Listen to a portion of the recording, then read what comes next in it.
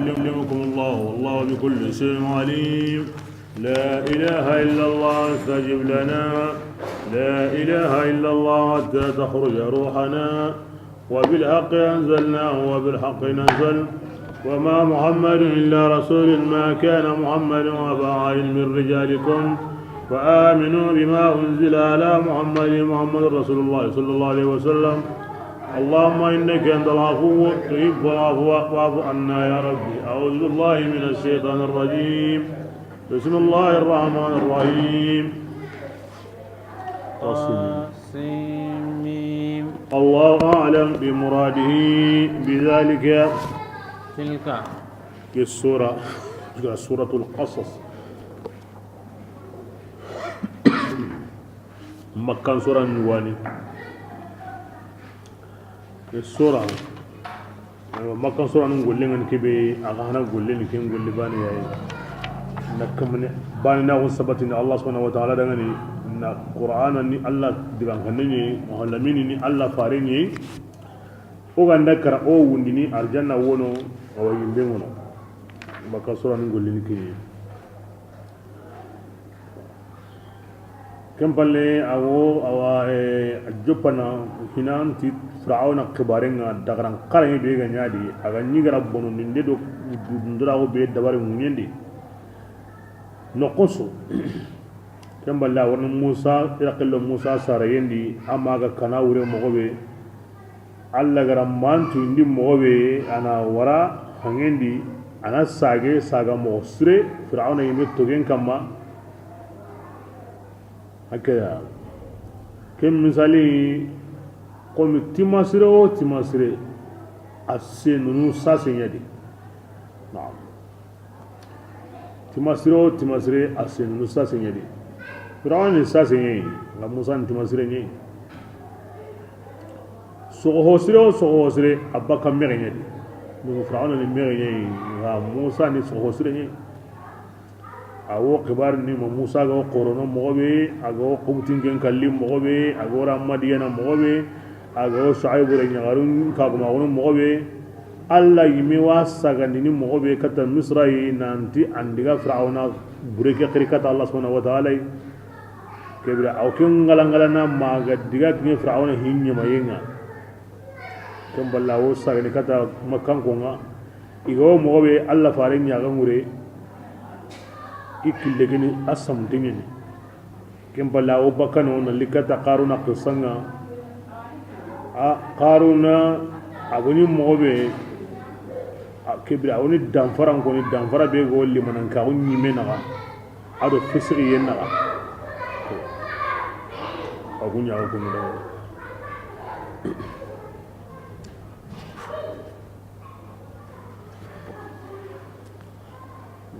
تلك أديك آية يعني آيات الكتاب قرآن كتاب آية كم بانغان تغني لو غارم بانغان دي أرتون نبو ميدي نتلو يا رسول الله يقول قرنا عليك أنك مولمين كما اللي موسى قبارنا على فرعون قبارنا تتمونا لقوم سرو دغني كونغا وتونديني إن فرعون ودي فرعون يلي على كي سورة ينقى نجم آية هو سورة قال إن الذي فرض عليك القرآن كن ينقى جهفيا ودي مكان سورة يعني كن ينقى كليدي الله فارن دي كتا دوريا كتا مدينة بسم الله. إن فرعون على فرعون أودو قراغو في الأرض مصر ونيني وجعل أهلها هاي قالها مصر دنقونيا شيعا أو الجمع سانق انتي في خدمته خدمة دي إناتي كندا يسوارك مودني كندا تي أروسقرات يعني جمان سوتقان دي بيسوري قولي أنكم بيغاني موسين دانو أنكم دي كينيا تا جسمرانو دي كينيا تا lihinda anu nikinyeta himbe no hani tunkanu ngakuni tunkanu nyeta kuri nyugo nyeta hakaya ina jama'an tani kemmo godi ga himbe ko ne ki ngolle nga aro hankan ngolle golli ma yang kanto daiman ken suni bani israila yayi ni gari golle da barke mo di anga hiti himbe an petike anga sare na bu himbe do andi kini harang da hotana ya gaitu anga ne kata hotana kentanya lakin ani gara kida bari imunye di bismillah yastad'ifu ta'ifatan jama'ana kullahu yamundu gilli bani israila kunga aw qurusi ni kulle nyugunga yastahi aw togonni ire nyagarunga ora ken sabun ko gilli wasa a kuyugo ya wari akana wure ti yimbe mbugo batil muqaddas ari misra ho gane qubutin kai yimbe nda subi kuy gara kan kanun gawo medi debenya na suron dum medi ngari kun qablan kanun bani abi ara lagami ikuye wuri ko nanunda etike wure bani israel ko me bugo batil muqaddas ya yimbe ke lenyu wonyani aw sare needi aga na sare qubutin halakiyo mabakadi mukene sabu da sa aranya atike birin ara ko ayen ngod nan dangi o wire nyugun khurusini o wire nyaarun to kono wa inna alaihim qahirin o ko hangangi kam ana mu lenyu wonan sare no ko hangam bonani wani su kursuka ara kenya senegal jamanin kitira koy hangama iyana o gollon sunyana o himbe no hay kiyen hunga na qaso nan kara wo ko ngali batene go ni sukrus kibra ada yille rani inda sine qrusi do sine walla imanya ku hinere ay yi qorongo la yana mo be kata kani la keda sine warante fir'awa musa gira sare keni harun qursin den sine musa sare keni bismillah innahu adi fir'auna kana ya min al-mufsidin bunun danu ngade wa nuridu an ona mo sunta ma ona kare halle kebi de soronde de allah ti kebi de ando serebe go kenya ko ni ngamo kendi de inna faqahum qahirin allah hangana allah yadi himbe lamurunu siza hanka laniyana himbe hogan honsu kenya ro kenya ayda fir'auna mo ko da akallan kawo ala fil ardi mawo sirun tagandini himbe na lunga da wan kalli imme na lunga da wan to kono ho on tadi ado amuke hankantu nutiya wa nuridu allati uqawala murunu ona honnan siraunya yemu kamma igara kullahu yemundo misra munyendi ko mun nakinyere al himbe nu wara wurelandi o kuwa munda nan suro kunda al minna yani maharbane nyoda ngani konta ko me magana nya Allah da ngango kinyana da kunu ngatin pusam ndangu ko ko mun nakinyeda bane ونجعلهم قوام كلهم دنيا كنيا كان كون هلو ونجعلهم قوام كنيا فرعون حنك كي مكي وتانون سكو ونمكن قوام ما هوني لا هندو دغني مصر على الشام من يل سكو من دي وام من كنيا نغتو ونري فرعون فرعون غرندني ادي كويدي من دانا برهامانا ادي اللي جمانونا منهم وموسى سرون ما مغمبي كانوا يحذرون يغني كان كبيا واكوينيا كرغو الله نهنغما غادي سربي غراوانيا ناي سغونا nga mundana nsuro kenda nga mundana hankan kiyinkiniya nga mundana awa sham de misra kiniya nga mundana aga yaren kosen ko yagai aga kanhibe nga mona ko yagai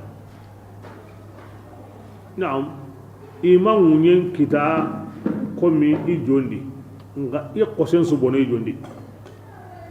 fir'auna kontentui hamana kontentui i demandanun kontentui serebe ga wodi halle i jongin tanga i sagondi amin konni anda to da harbane Allah hitiya aren me hitiya de manana hitiya wa kana ime hitiya illa hun ta hun koyi ko ngonga hun koyi jaman boge bakadi halle nambara sirema simana ko ta dange tigel lawyana himberu qoromo burum wa mi wotin dati Allah o kibriya iya kanu himbe anyade walle men qoro ko nyima kara ke Musa nan sagirne sigi i jondi iya kan kane kiyani aran ke ikanu himbe kurusin denya kamu manme wubine kurusi himbe sawura wa hake akoranga ni makara yani ima kisi ikanu hinga iga wuru himbe imahiri Allah ga to kembe ina awkenya de wa munda igati kanu himbe ya ona koyiya bismillah وأوحينا aji kebrenga Musa ri sare iga kanu Musa be himure ari sare aga sare bo fir'auna da golle sunyama surunya na maga himinu golle ngani wo yagarun korosini wa sege sege ne gilli angana no ngutu masare nga ki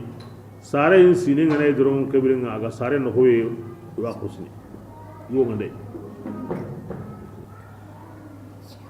e ke modi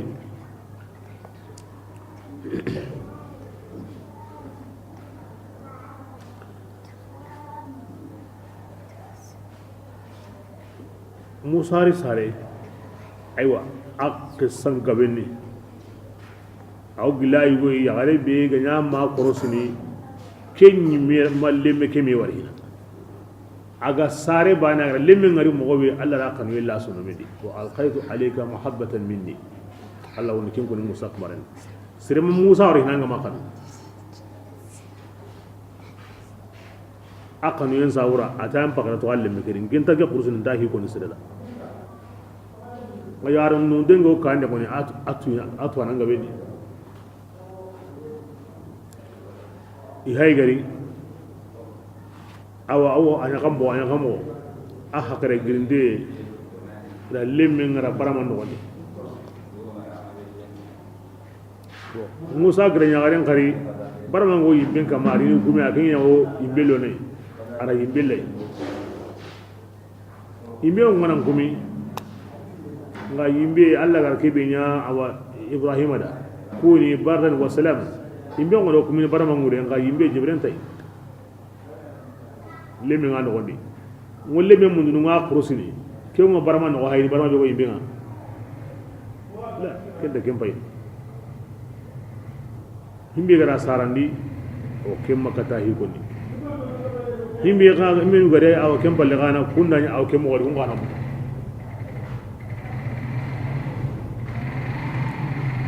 bero wayu har sa lemme ngo kandi hotana diga kursun daru wati wora hi koni aga diga asahiri bate aga kinye Allah ran ne liga tiwra ko yare ni go kadi asare illa kursi amma kata sene atagumon jandi makata famu itandiga asagirne karaga bugubane anenin sage asagirne kare tiworne akalamu kadi akonda koni atagumon jandi agari tambini ra sampa na kata bakana kentanga arga kellige adu ataro aga buguno kari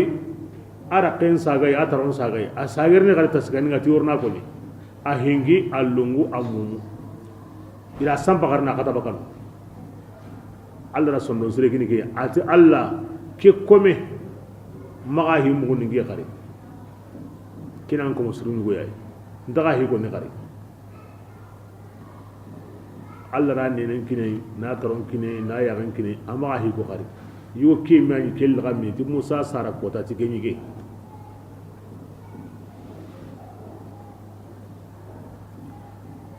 ya gare kesu go am hagarta ko wadi wa يسوع التي وأوحينا وقرأت وجندنا كتب موسى معي إلى وحي عرب قنني أروينا نهون ينقند سرين نغندي ما أنكوي وأوحينا إلى النحل يوم قلنا هتين نتانيا هاري وهي إلهام منو ke musa ma yagarin yagarin tangina annabi man dana kifare aronya na kuyai aronya Allah ra yang kanda no ittaqu firasat almu'min fa innaha tanzuru bi nurillah ar-rasul al-azam mu'mina sondon alle andu tangaide mu'mina sondon hayni de Allah noronni o woli no kasumoira ogo me kane mo be mu'mina gondi walangale ngunyana oda me walangale ngunyana awa oda dina me tigen hokku ma hogande yang hono gondi kimba ilham yede kili wahaye kimme nyanya musa mai ago kenu sammedi ora yang kanda no gondi ma kuyai an otikuyani ardi andal luanda kumo lemi har bantaktana fa idha khifti عليه إلا عندك كانوا لما كوريمة دعاسير أو عمندي جاسير ما كانوا ما غسلوه ما هتاينا أن توقتون كنا أول لما كساعدناي كتانكنا ونارانيا باللي كيفارني ويا كذا إنكم قدي أسوون هربان تاني أنا كانوا يمكن يا ورهني واساعدنا وأورنا يا كيفارنا Musa ma Allah ratundige na sugundi kinna kelli ken hen qoteni na wara hangeni rayu akhir mukin ya khara lagare adiga wagande mumbangi kara wagande ngi ndawarna itangorni manni amal no ida ida garen gudo atingorni le melade bor wayni wodi ke waganden dabaranu yandiga a kalam yagare nyugori tina waganden dabari dangane tuwire min alladi arwani wa kon tumo ida waganden dabari na gine ala ida ngasulla no goni aro te pankenda na lemmi ngarare na ara kembe gati gitronga adiga wara jini wurondi بسم الله فالتقطه آل فرعون فرعون بن كونون بايغرا الصغرى أو عايبان اللي أتى أخي قالت أختي خصيه أتى موسى أخي أرين أجرين أرين مريم كنت تكون مريم أتى خصيه أتى أهل مغامبته فبصرت به عن جنبي يعركين أكرسني دون كلها تنها هنين تتنها يا ورادي nalli min rajini kata ke mo ga yago hiri ko ni amo ke mangan se ko nyana gendi adi gren arenda ahalla ma ambatu ken kanya awro no kullate nga ngaya gene kinda ni fir'auna alayhi la'natullah li nyari ni wa ma wotte bureway sahingi lemme tananta ma ken palle ara honsu ngenan konto amaka tasana honsu konsu sengada rasunya maka tasara asari mun lagara ko nada ti hangike ke sine ganda kinye arange qaso wange kota soba hana kiyembu wati ko yugo baka hangike ni ango kel laga yillo nay kenyani alli ngari kesare Allah subhanahu wa ta'ala idza arada amran yuhayyi li asbabahu agal Allah gana kebe la murta awasa bun dabar kenyan ge muti urobe Musa magara Musa sir hangendi ken kotanga Fir'auna adran no kungo halaqena akuren duran no kungo halaqena idiga nunga illa hajri lenya garendo imelle mundo tumbaru sangana oji sankeni meya Fir'auna yimedi yakendi kurengo tate nyoya kure gumu mo sorontengo hotini kiyem pay hotini hoy wahay jinirni kure gumu na me samay ida wutu irari ida wara Fir'auna lalle nya garan kiri Fir'auna la muruti wa ngunya makata mo sori arakini yakeya Asia akata bane Allah ramu nyen ndada wani lemmi nyani adru min arqin aguna sugu makati mo bakadi li mehina li nyangari yakri na alla ganyu lay fa bara'at fil hal كأنما نستل من إقال كن نقصو أسها أدرمون سهني سينو ناتانون سهني سينو نكن نقصو نانيا قومي أسيسين دينا يتكاتي يانغرا وسا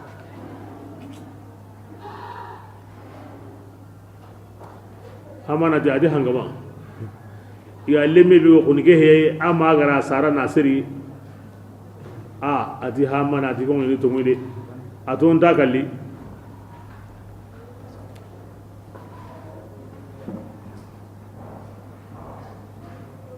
بسم الله فالتقطه آل فرعون عدي فرعون سرم بايغرا سغرا الصغبا كم غرا كوني مغبي ليكون وسابورا انا يقني دي دغاني هيلا غروما اما لنجي كوني انا نيا سنوي اها لنجي هده لنجي راوتوا irin nyagare saharin bin sabuda kinyan koni da ihin to anun ma iri gemutai hinto anu ngara ko mo be anyake mo wadi nga alla garuni maniya lam kilil aqiba killam ni aqiba li yakun yani aqwat al amr alla garunga an ko ngana like gore kam imay himbe tude kinya hake gine gana to ima wutu bismillah wa hazanan ana yasunu idangani wal maliki idangani inna fir'auna anna fir'auna ide ari de mandana hamana ari li kurinuma iyanya khadina ira futa igara hohonya awu jedi awo magam sawabai nguruna sirin karina kari anyi meriken sir bani gil hayra li tawna duguna otu anda digan kara anda futa bismillah وقالت امرأة فرعون ona kari kun lemmegehe فرعون يقنتي بلا كيمي غتي يغا جموكندي اتي اتوغون حنكما اتي ياغ قراني نكدا اران كندغني كما كري او سيني لمي كنو نها مونا تيغي يملمي او لنيو يا لنيو نزوما وهم يكون لا يشعرون انتاتو اورنيا موبه كي كودانغا ديامبرن سري yare ngara ke ko na malai parce yare ngara wari mo be Allah ra kanu yalla sunu me lin gontano fir'auna ji amma ana fala hajata li anga tanga ya min ge ko li ge ha min tay ba min tay Allah sallallahu alaihi wasallam ati ke ko tanga ginde fir'auna gati anda tumuko ayu gunundi awona hana onanya leme ati lahtada atani kandene ke kodanga ya garengara digan sire be go fir'auna gani kemme ko ni Allah farande fir'auna atani kandene nga yarenti way awurno naha fir'auna tingentai ko kenkentai kin haya problem ya basire digan sire ko de digan siri konnen na ko ren mo siri angon ne onu diga min ne yugo aho qore surnanda angon ne onu diga min ne yugo aho qore buron danda siram pakara to an diga men anne ne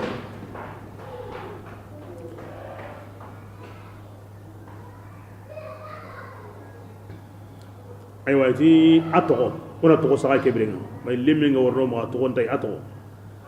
bo komi ora kita jinyandi aro yite ikuma mu keni jinga sha bishin na tombe lay bo keni yite e mo brevu yeni ina asu yon kala ko ni ba bo kebrenga ona tora jindo yite lime be akita jindo yite ne parce que wa ndenge ni yite nga bo wa ndenge ni himbere keni jinga ato limo on bay ima moshi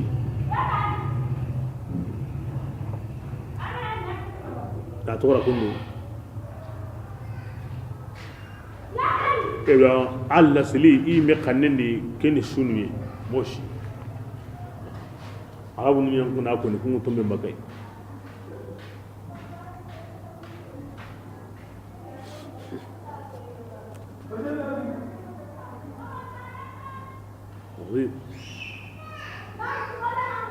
ko kini himbe ganya awa ido lemen na ado lemen di mana so bambang ado wuro bismillah وأصبح فؤاد adi musa ma sondo me nyilla kara فارغا aduroni ho honta no wondi lemme ke kabare e yagare na iren dumben ngara jindi ho honta no wondi lemme ke kabare in kada ati yagare ke tinto da tubuni bi wonne anirni bangandi tinatire menyene لولا ko galli gambe أن o tunganga sitindi asondo men kama na sabarni kuda ananya gilli tongundanuma wa himbe ga yanka no gonde bi ilhamillah ja'alla ilhamunga ora sondo men sitiken kama alla gati wa sagandi orna nya qifaringa na sugundi minna sere jindi kebira kimunyana asago kinga na minike ndi kemballe honna jirna ko man sawda iblis al-la'in iblis allange hoke awarno hoguren sudi ana yagare mo tebo cendi anken konana golli burenya de yagare haqa be go jamani ke fir'auna garire min kare ida wara allah ida kembara jankita hunga bakinga angen na dunge kontono anyi minya kimmeya yo fir'auna malle min kare anna barajen kita anyi mi hagara karsawo angen ni mani siri kallana palle siri kallana ko gonte na nyi mere men kare amma baraje kita ando togolu he wa be sura no ndengari be so adu siru malle men kare be so atu himbe da kanda himbe ma kanda anda le men kare ani kamana ku wasa wisu ya wara yon kolandi daiman hongo surno no kobe akengo no na burundi daiman ken allaji honne anyna ya ga ko an taqirin tawani an anda qirati hoburena iyo ay wonne alla wanto gulli gan ken balle ko nanyi mena haysade honna nyirna ko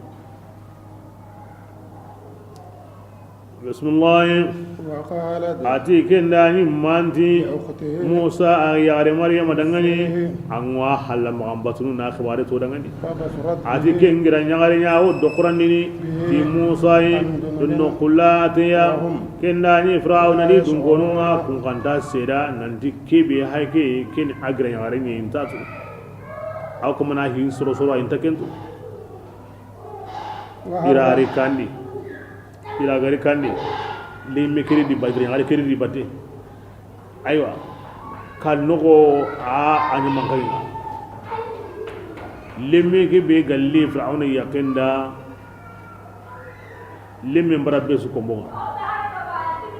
aw qarn mobe aw qarn sugundana yagaru li bakar no kun su ko mandenga limme wo fir'auna kara wo kombo su wana munada himbe ni mo osro ni lalli ango mo osro de betu aw balla ko ka pakarena besu tambe fir'auna yimer ala tampenya ken ko da ucha makeme tambenya leminga kaninga awa su tauni na awa girnini awa lendu me yugore mo anda mo sudai afudi na ira musu sayindi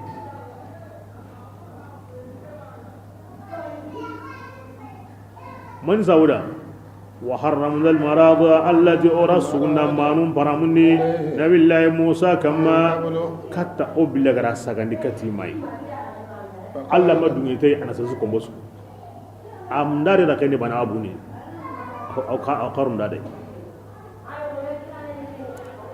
كن وندي بسم الله وقال ذي موسى أخي أرنتي يلنجنا كندوا يم كادون كونو ماني كنا قرني أغدغني كن كارنكو كني نغرن كليا أيوا لمن دغني فرددناه إذا كبرنا أنجلو كندلي ما برا بيسوي كوكو يم ما يرسلون وما كيمنو كان ما برا يتويل ما برا بيسو تنبيله كراي هو ما كتنيانا كيف أنغو سرتو كينغو كمو لتاي أنا كهاي haman ati hangama ke lemme le ke kusunne aw lemme ketu eti man sabura ati a hayra digame be ko nax karungu ko ya ga yigon lemmen ko ni nagada kunni no kullu lemmen da ngol lemmen ko nanda aha nga no kullu lemmen da donc lo no kullu mo bakal lemmen karungu nyadi ke lemme ketu جو قصني غامون أتي أي دعامي يلين قدو أتي له نجوره هن كمان داي الضمير يعود إلى فرعون لا يعود إلى الطفل هكذا نقول نقول لي فرعون ده أيوة أتي كيف ده أتي هوانا أتي أقل لكن تقولين أديك مغون كوني ماندا nandi ira wutu ke mo gondi ira are kandi ke mo gondi ara sukada hinna ke mo go yadi ngela gar ke konni itin nan ga ka kamanda a ali mani mo zoroni ari agar ariga bane na tintondia akuru ari kitem paga adurgi khaneni ni ra kem paga ko mondi akmana su akuru akran su tagu بسم الله فرددناه وهاي قال لمن ساغني كتا إمايا قوي مغمبي أي أغنى قرنا أغن تغصن نغري الله قال إن راده إليك كم قل هيك نسزا أبوغا مغوريا أيغا سايكتي ها مانا أتي هكما أتي كي يغري كرمين لمكي ati lemme nge wuce ngo kundu kharte hotane lemme mi nge time mugu hina sugunde wakati nga agama dominga nin kongoliga kharte hotane himbe gatige harun wazir al-hazm wa hazr angoti aw hitu akhiran qorini golle nga mo Allah bimballe diga mi ko ni mo Allah bimballe aga nda ko to na wara mebe kin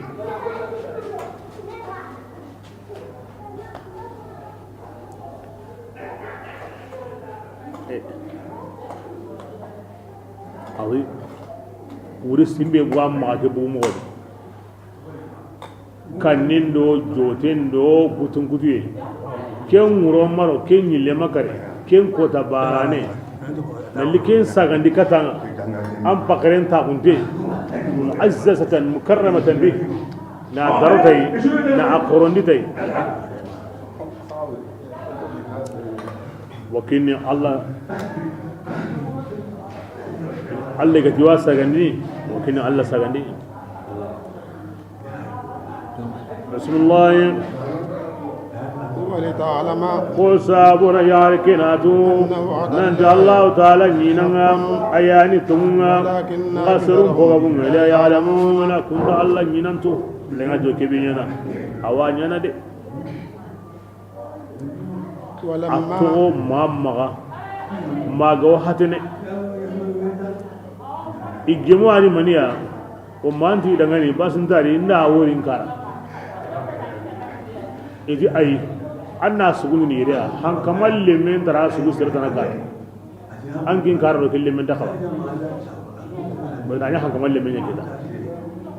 munzul hal ari du barande awa gandara ke da kara meliga ini re meliga ille kara ga mo be wato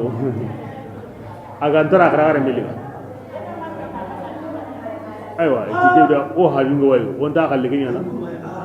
بيغارين أنا كانوا ما بودين أنا قاسا ما غنا وتو أقتيم هريقولوا ده ولا خلك إلى كنا يدينا معززة مكرم أسوق النمسو وتاسو دينار باني وتاسو دينار باني وتاسو من قلب وتاسو من قلب أنا كنا اللي من سكوني أنا كنا نابرين كذا من ساورا أما غير كلها لأنه لأنها مال حربي بس خوني بي آغو غجنغا لهدو كان تاغرو مينغا وكينا برينيني كينا برين اللي غاية كيمو جمع سرندا مركيا كودا كين كودا ألم نربك فينا وليدا ولبست فينا من عمرك سنين gilal min mema angoma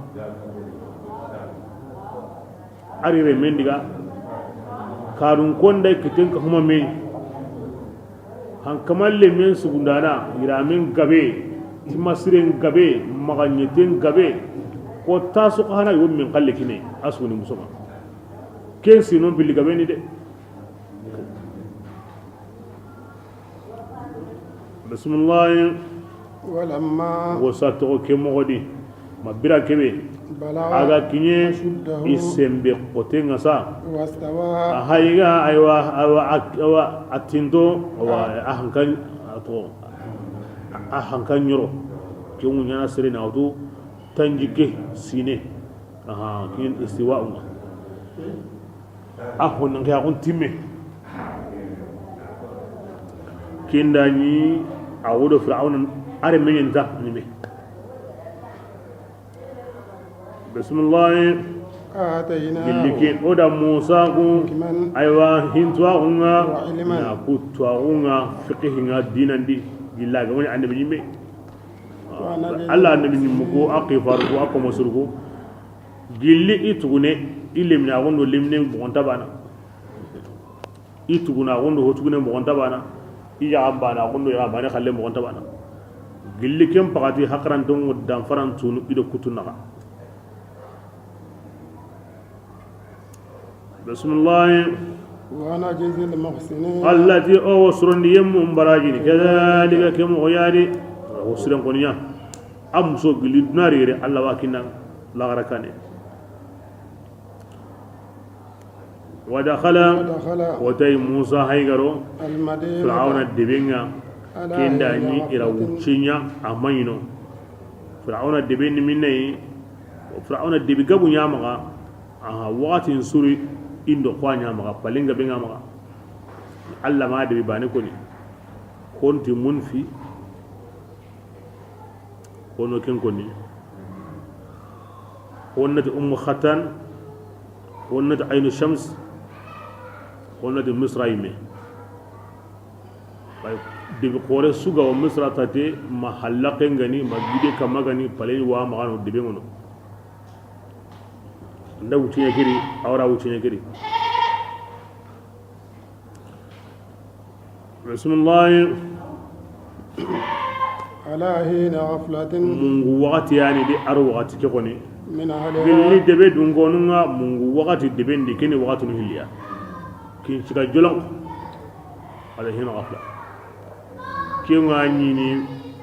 ko sembenten su kan wanden bugu usrahuma hina ghafla huturon na salli kata sawo wa nyini beso ko ni kamunu beso ke kandi ima bugu hina wuron sabuda hina ghafla bono ni na bureng na tina bono ndenya debendi aworno ko watu ni hilli wala hina ghafla wa ni surum mungu ndem anga bugu lahibi sogobanga ko suradi an gonnantu men bugu wonde kata salihana kata la asra kuturonga allo kandi amma bugu hina agana ko wadu hilli way ko nati kincigan kalleni ni ko wonde kuturon salli halle kalleni musa haygari ke wakati bismillah فوجد رجلين ahay gara yugo hilli ay wadde be gedi yugo ko hilli yugo ko mana me gaja هذا ke yugo bane keni musa qabla dungenga bani israil ke yugo bane من عدو keni akkonne nga qobuti fir'auna saru aw kamana musa qabla dunge ke jago ya ana swali ke yugo wutu arandiga fir'auna soron ko pedi be kunya hanga ngulle nyana harna swa wutu na wala soron ko pedi danyana kyo ko non dilla ndawre ndawu turni kengi suru atanna nyana yu kemman khanya bismillah فاستغاثه الذي ati yemmen baigara wa Musa urgi hawa mundu kengani Musa qabla dunginga ani dema yemmen kamma kengani qonninga Musa ta daga ati kebrenga kamogoni ati Musa linde make ata tokono ati na tokono nge mi wa munna ndangi angi Musa yemena wuto adna gen honi Musa da gen kodanga ken sabu ngambanga de angina tokono amma gautu ngi mi wa munda Musa ngi mana wutu keda bismillah kina ko bani Musa da gumburi faqada alayhi wasu annabi nyimmu hanka be ga widi malika mpankanya widi wodi annabi nyimme banasu tanyere wujunun malika hanka wadi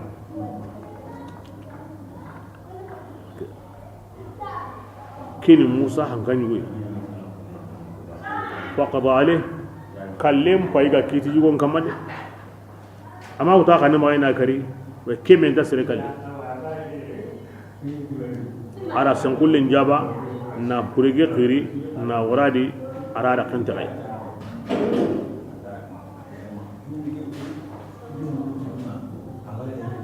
bismillah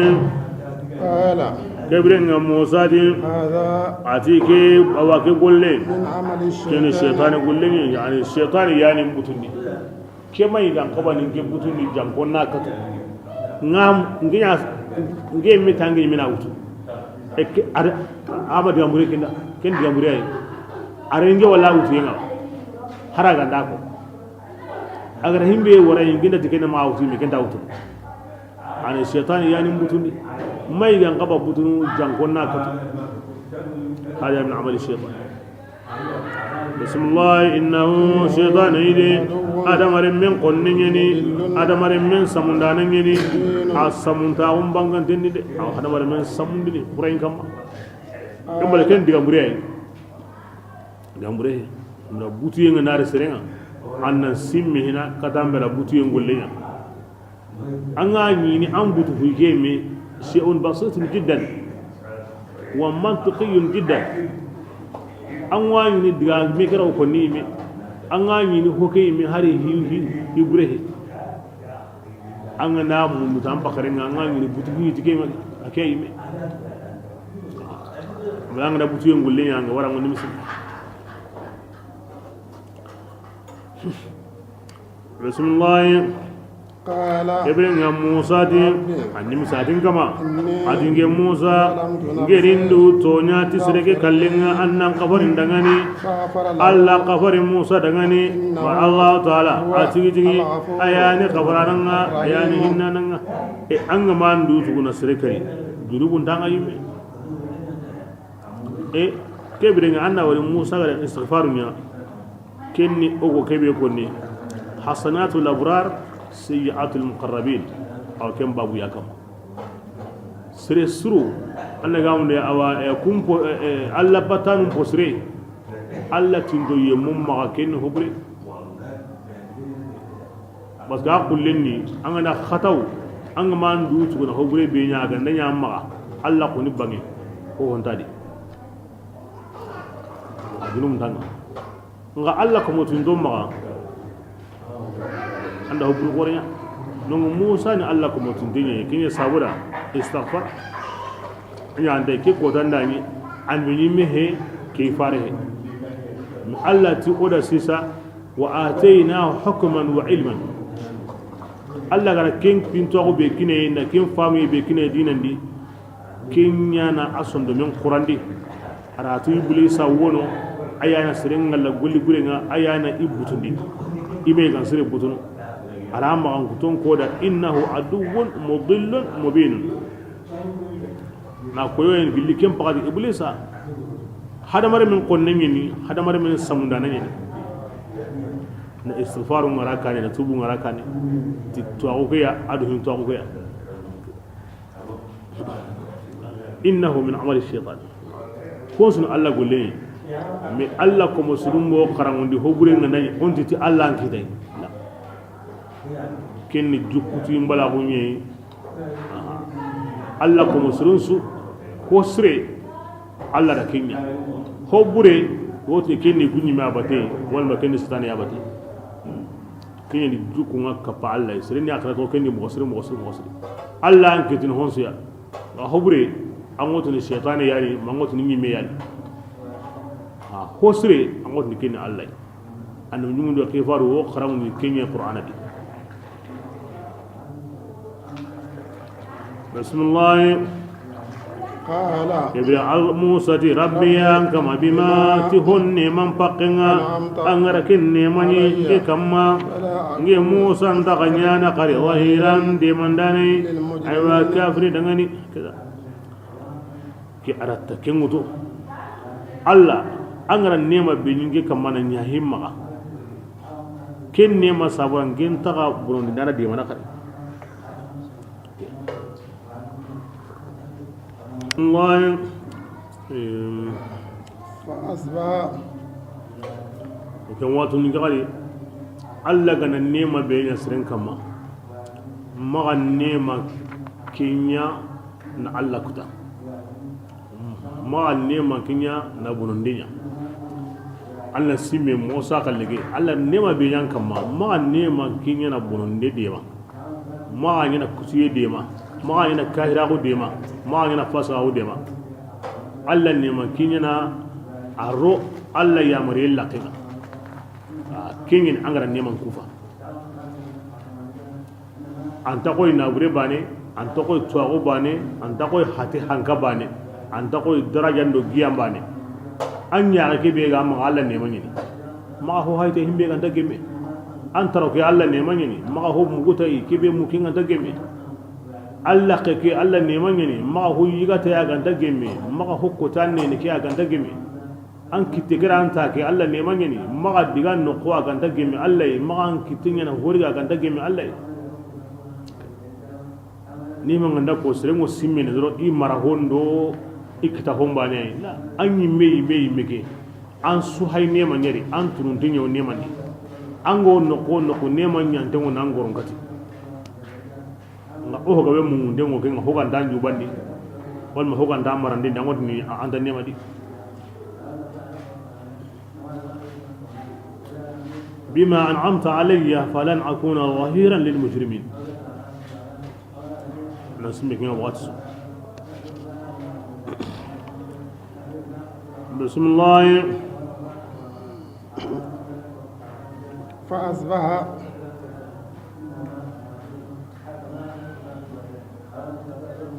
فأصبحت أيوا موسى إلا كرام في المدينة أو الدبندي أكن دنغني يترقب أو تنجندني يعني أنا نسري كريغوني أو تاوان تروس راهم بالله أورني مندي أغما وري أكبر ما بكري تي حياة تاون دو ديغانغو كتي هو يو كوني غنانيا أنغر هو يو نيا كوني أمو تاون دي na kabaren dugude musa ni kemo di kirin ya kambo ase ngana gi bismillah fa idha alladhi natqu musa kemo di ahay yemmen pay kengara de may mundu daru nogonni aw kama na urgi hawa mundu qari qala lahu musa daru yubane ki arko tanaw me qari kin yubane arko tanaw me qari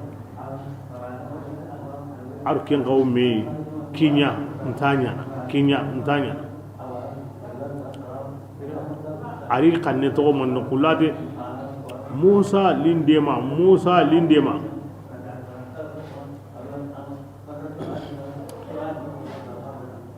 kenda ni baslango kati fir'auna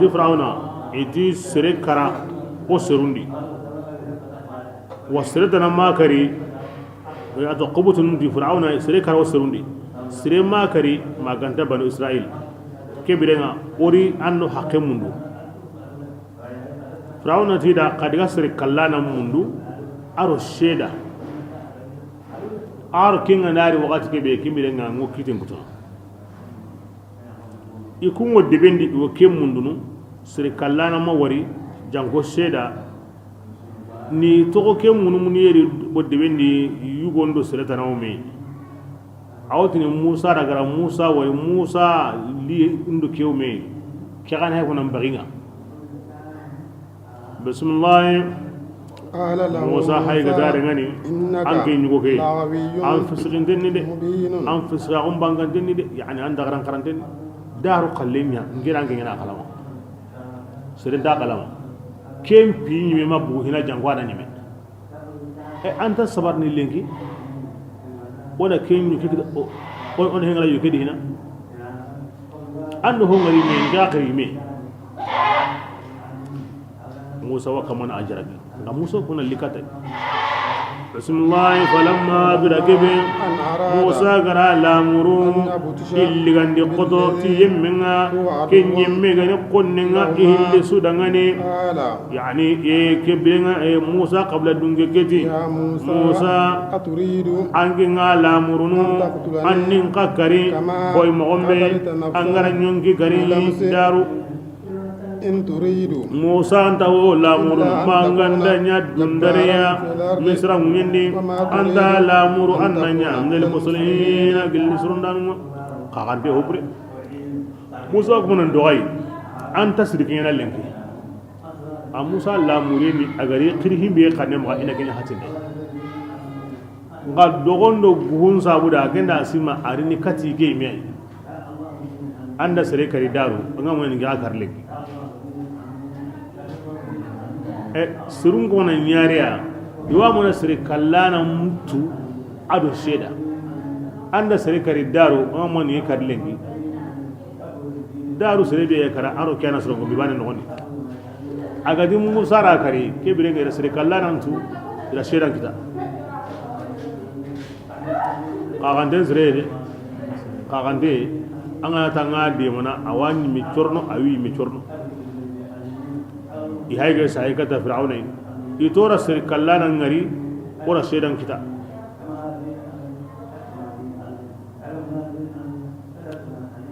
fir'auna ala kursin danun kiri kadiga Musa mundo ana riga ana kari ibu idigaro kille nyuwe aga ko jamandi asrundo menaga ya haban karungo be gono fir'auna hawatu wel men sham'un wal mahizqil hum sam'an wa qala rajulun mu'min min al-fir'aun lakin yubani dawna assemblée ni yugo wono hawatu wel men daiman akenya ni siki Musa koron kama gemme ga yana diga Musa kare e kun diga ro killebe akembu adigaro killetude bismillah وجاء رجل ati wo hay gari من أقصى gilli المدينة debil lagarin banginga awu wuruno akillin nan tinta akengo wuruno ka ari mago isamana Musa قال ahati Musa yo inna limalaati fir'auna jamanga hay gara min ngari ti anken khibari ngai de igemu mani di igema de tinan ken kari فاخرج ke birenga bugu debeke إني anna tunge الناس ngeni norun gulle andangani igemu kenyedi wakibri ana hay e kite aba amatlu sheda mundu aro sirkalal andai maga shedan kite akallananti kiten kutu serem pallega riyabiyan akamanin qaw debendi agura wala kite ma ko aw qillirinya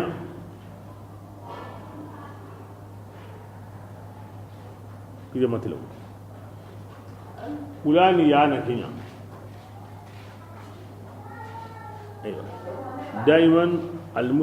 المتعجرفين والمتكبرين والجبارين هكذا عادة وصلتهم donc tremunton do dagaran kara yemundo nyengendo i diga mo ni kay nasrel ligatiu halle diga menga kimbe gan kimme ya nyonki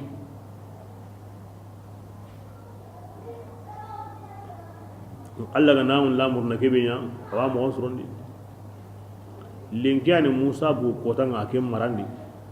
a worni kata limo ko be ara ken taka tungon ho de kare arne bu ko mo ma hobre nyugo ya ga tangini re ma ga wuru hobre nyugo ya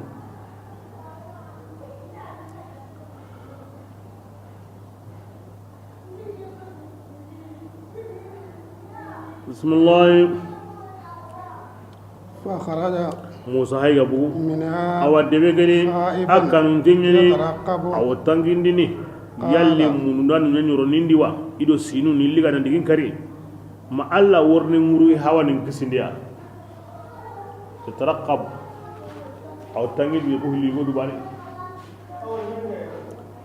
alla win kisindini yawa ma alla win kinni ya anta to himbe ko nyana wa tarqab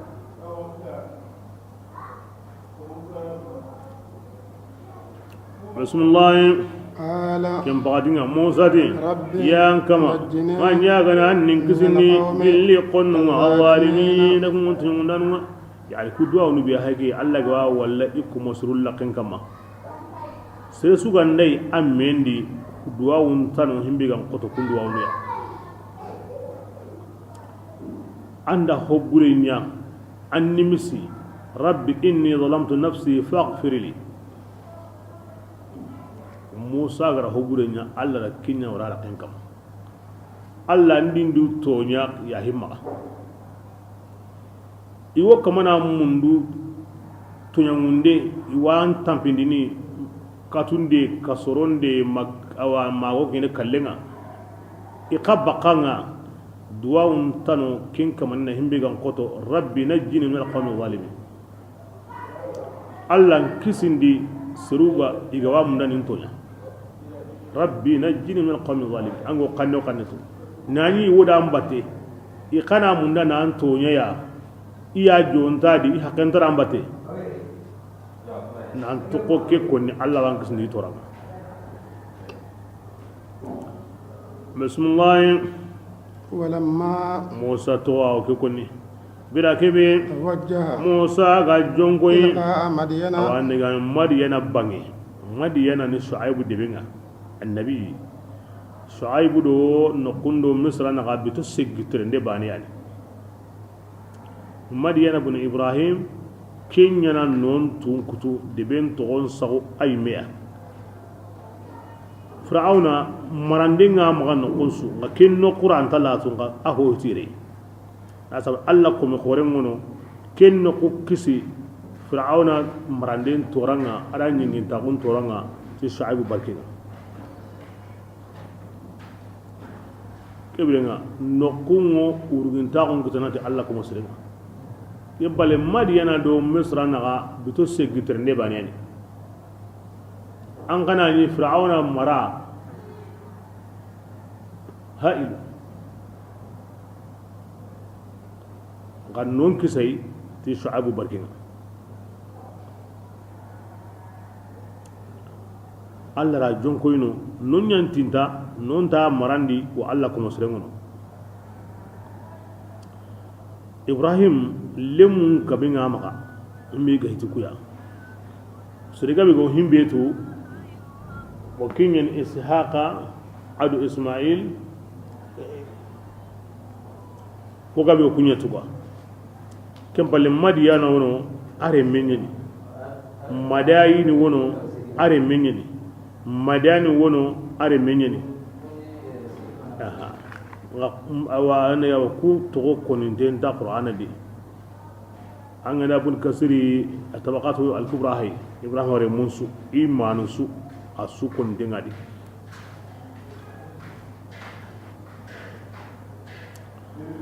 a jonko inuma anta killentu masa ama diga nuko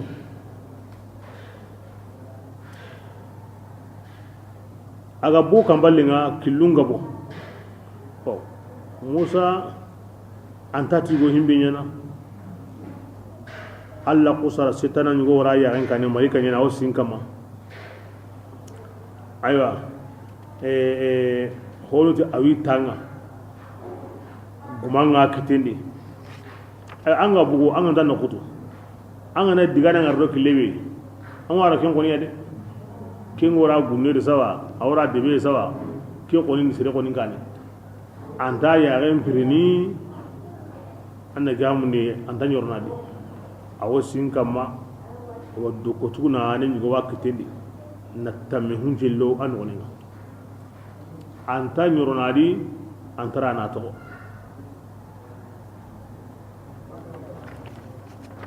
bismillah qala asa rabbi قال anta killen du kem pagati musa di عسى asa ربي rabbi ya wasi ninge kamanga أن aninge يهديني kanda سواء aywa السبيل killin naganinga yani killin naganin maniya kille be ngana diga da batengo baka debe kamman nin kisindi wasawa kharle umura wasito serenga na tunu bunindi debendi anta digaratu an tunu amman digarangari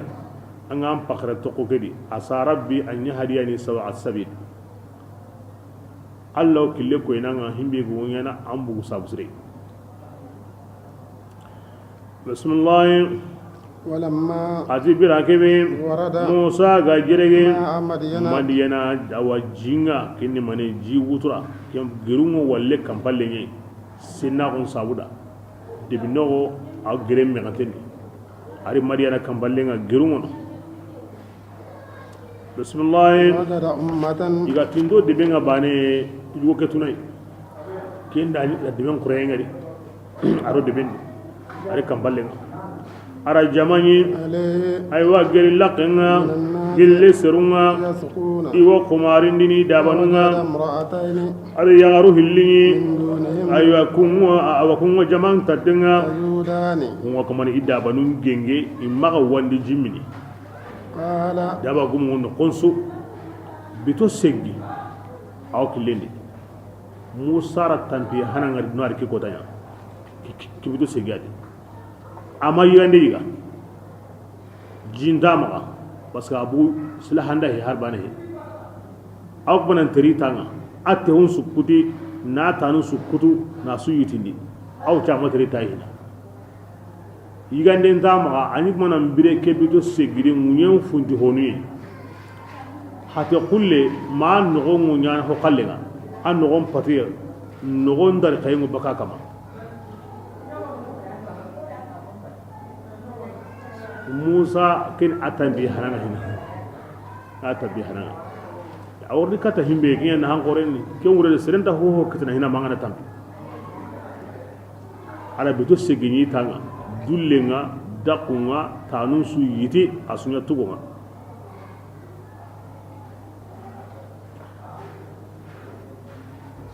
ari gelilla kenga kabako yagaru hilli hono imtakna lo jamani inta dugene ga i dabanuna wandi jimini bismillah قال musa te dangani ما خطبكما manna ngulla halanga yani hakrante kutungo honka munya hayni mi hakran tunya rena hongur rambage yugu nyanka mana jimbu ndire awa dabanun kana jibun do mini ka kede yaru kunu yaru ni inta kamana dunga ka idaba na wandi jimini imaro jaman kadi jaman ka kutu zo medi يزاورا تدخل أري تنبيسو أري دولسو هذا كرم يمكن الكرم الشهامة النخوة وكياني كينا السلام عليكم سري الدراغو سري نينماغو أيوا سرون تاغو وكيني نكيا كيني وسرين الله نعن تقركم من الناتر نيا بسم الله قال يعرفوه اللي تادنني خالتا لا نسقي وكنت لي أيوا قمارني حتى يصدر من الرعاء دغانا ونساغ بركبي وكن يغرني الاختلاط ممنوع في كل شرع وكل ملة وكل حرية كدو اسلام اقول لي الله فارلي نغا وغن من وسيدي كن ان من يمل يغرني ني يقورن تموت لدام دو جكون دو دينا ني o kuntar ono hina ma yugun na saga wakati kibe ken wure ne mani ay yugun do yagarun na nyami medi ken piti islam on dukuya landi be suna ison de menya ma naam o so o son de mema me jukun ko hana yankoni o ga ma nyami medi o su jukun ko hana suro ado o nyami medi o su jukun suro hanga sireni o nyami meri bane ora yamare ni go sogi yugondo yarun takmana nyami meri maganta anjum harami angana yamare en sogi bane kebire nga anda jurubun kita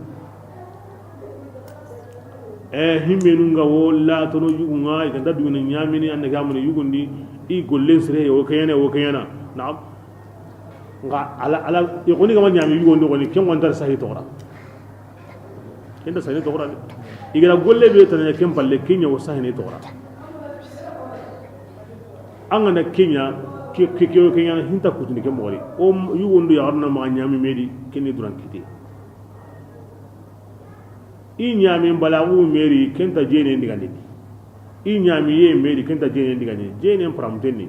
ando yugo nyami o ando yugo ma nyami o an suturundenne o an suturunde ho jene pramtenni bo kem mo bane gani yugo ndo yarum kana nyami meri kana haramtenni o kundi amu wayi sirkabe wa konni me sababa yugo na ngari dura yagaruna ngari dura yugo do yare anjum haram gahe anta gemme aga nyami me himbe ga man nyami ajuku ngana so aram pri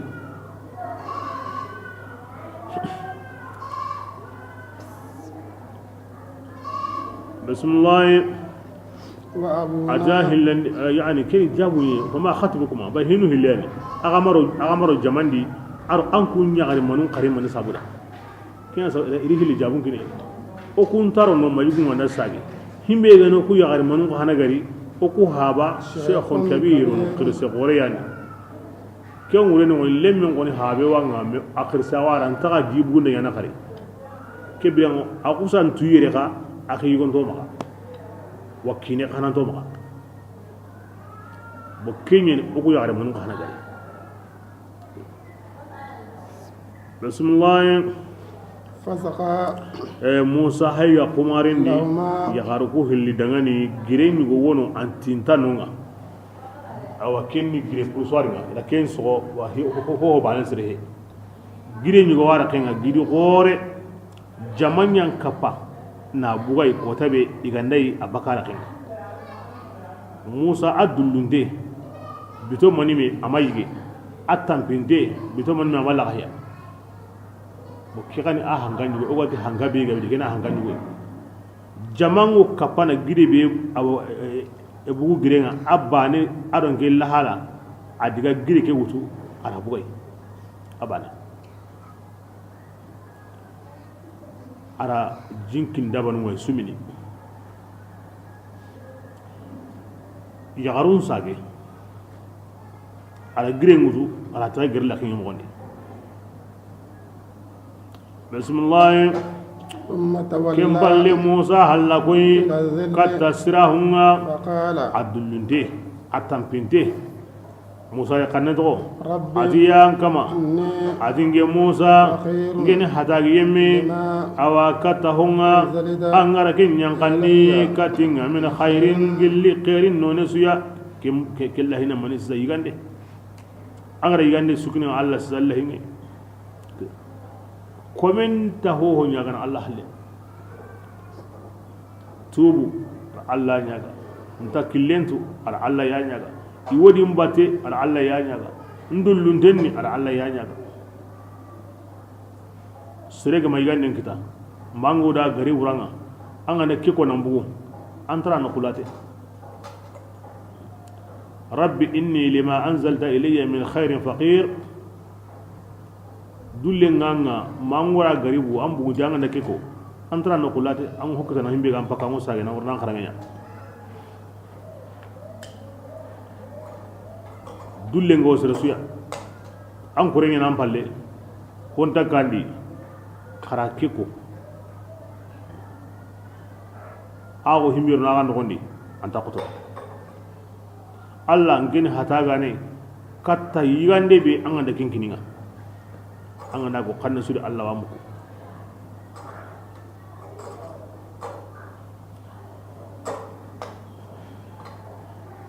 wa abuna shaykhun kabir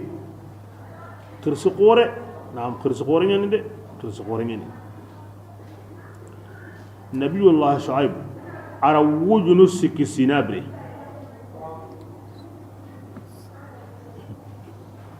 ke shu'aib alla ra yaqi ashab al aika ara yaqi katayi medi budungu ke al mariyan wujunu sikki sinyara kenya bre ibrahim war me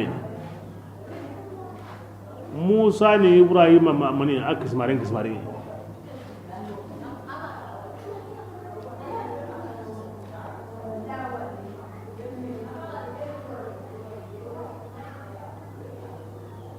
daban gaban ya maka tamsil aw qissa nun da tamsin bane wulle be go tamsin ngomini parce que leñu wontan iri ga woda iri ga worni wulle bane wujuru tamido hilo wulle kini wulle bane ya hara ga ya tamsin bane so wulle bane ken ka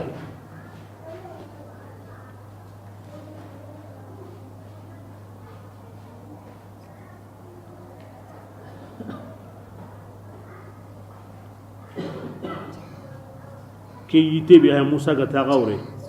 alla faren bita magantere ndenguro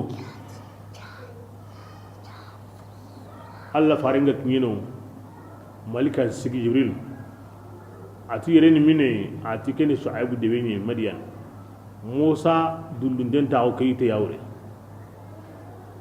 alla faren sigi na arkanu hil sallin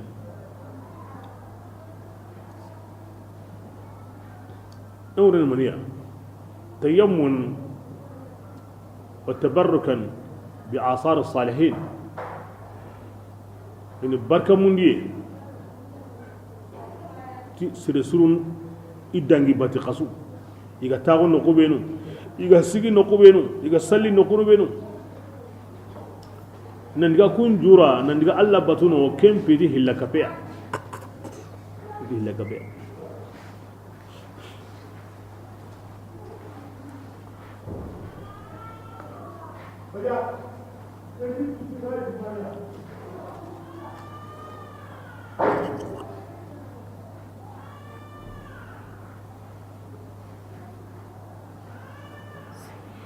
بسم الله فجاءته إحداهما إيغاري كاني إلى هاوين أغتاو لنجري بسرين سرين أغنى تو معنا دلانغاتو إلى مثلا كذا يقول يوالي أو كم غدي نعمل أروتيرني أورا لهالان كذا بون أرا جديك سروندي أرا جينكينويا كينو تاوندي ati linyare banda diga akhiri diwo gerta lere bismillah فجاءته إحداهما linyare go libane hay gari musa yi تمشي awo terene tanga kapasagamunga قالت Allah subhanahu wa ta'ala ara amma an kutunko ala al-istihya yagarin nasir sagamuna yagarin maganyiti hana kini sagamuni amma maganyiti lagare kini sagamuni mumina nyimesu awo gilli digan qasunga fil athar idha lam tastahi if'al ma shi'ta ti islam an ganta sagamunu ko galungan da kenya kini besu kille makin yare Allah ya gara ma an kudo ti sagamu ni kenguro ni yare na sir sagamuna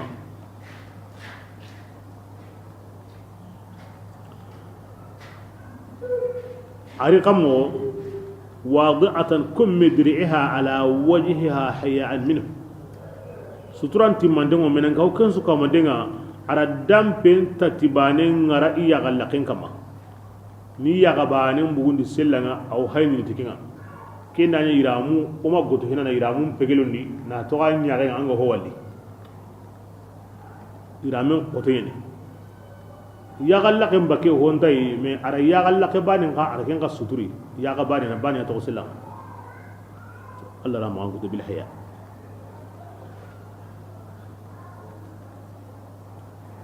yagaru problem kore ko besu yagaru ya ngana bati besu wo mushklandi besu wo kumbalangedi mi yagaru qalinan qota suka mandenga daima ni bulisa na serenga Allah wa himbe da kingan talanga ana uranya gala kenya laga ar himbe ya urun kale lengi kenda ya urun ko waran subunondi duru tere anno kube agalli yugunda na kembundi sela anga na kenya tangol lumira mani mina haybil ahra agalli sirenda ina no kube wari aga na wari bana mani wa galay sugo ya garun kama ni valerin digandi ni sangan kenu ni sarabuya ni ya hillo gorenga ho he in no kube tungo yuguma kenso sela nga yugunya ga ngore bat kona goro na ngeni gari yaru ni mera ke sheda on mutuna tongondi e to kosonu hiligane e dome himbe suturante ngani aro himbe batara nyira munga way suturante ko yugo kitana batara nyira lonna na kikadi pare yugo himbe galli yugo na kiriya kan tayo angin kallen ga ya ngai bati hada mare me anya ga ganta himbe kinya tunana anya ga hagari ga manyo dan kuma yarun ga ke fam iblis sari hajum bonondi mo siri anga wa munda an yugum binan new ando sudure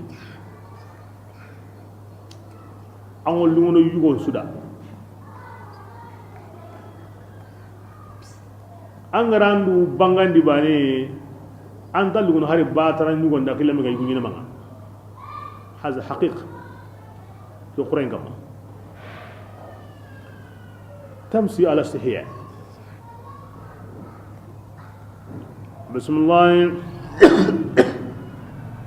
قالت يا هركري كل مغسطران دي كسغمودي اتني موسى اتي موسى دغاني إن أبي اتنجي هوا هوا كم نانكري كو صابر اين انتوا هم مسونغا انغرا كم قماري ودغاني كان لي انغرا غولي بينو دغاني ان لي نا مسونكينغا ايوا موسى رانيمي awore tondiga ngar Allah nyaga anganda khairi be nyinda allam Allah mo kinga de yo sere gari ba wata nalli na kri men ganda angara gulle be la musolliga ayo musori en ko ni Musa amanya ken sabuda i hay ko manan diga hare nyangalle mu ken ka hanke mo karne auto ko ya men baka ya harke tanga akaran karan Musa jadi ati sigi kondu de ati mania ati tiredin balle ata jongo kanto ati ai ango tokotini digaran noge digaran tayga عظيم الطيبات للطيبين والطيبون للطيبات التي يغاركي سترنتيني ما قدنجي agare Musa be gakri allati yugunda qaraqa ya untere hanken na ho bugu sere tai asturante ya har kemi du hamidu bangandi me an kana nya untere an kana ma ken pai ken ngallem ko to en sawura ati angare di halle ana tokotini kusiran tayga kusiran no anno ginga hangenga wo ayrame be buye nyana tanga ken payne dagim Allah ke sabre ndaw na kengari ko sennu nyangi memeya ikniye kana irani igane ntago ne lamba ngene keta sahabu te bismillah o tahuno nyige Musa ti kuni ngara jibe bugundi alle nyaarunda kuni kem musom pede basanange ga bugu serube nudi o ga na himbe nya hosre on tangina muso sabura so kata daga ni ay kempe nke ka arim pa wonu olla da kasenga kebe ya mukenga nari ona ambasu ona nyigandi inta metu akeni Ibrahim are minga ke kogo ni Ibrahim ay holana mukem basen jo padunadi mukenga na yankanga na mbuga mogondi ayana joppa agara joppa ti gumbo be wala khara daru gumbo ke worno arjanna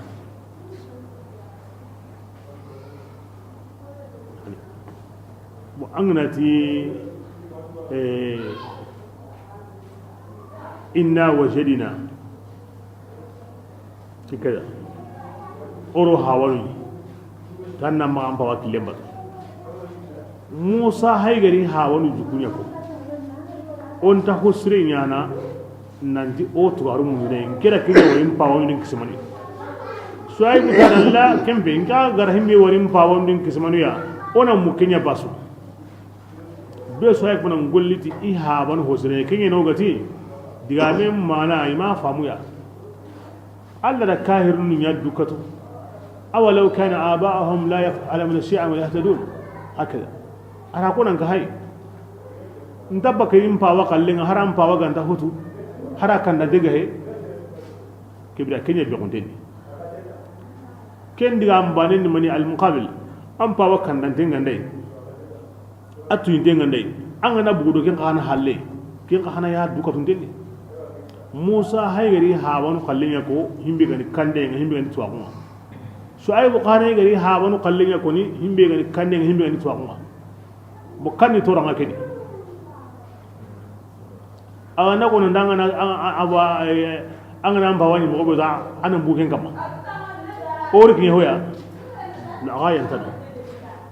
ko sire kurumba ngotta gene ko sire qasnya kama haza la mahal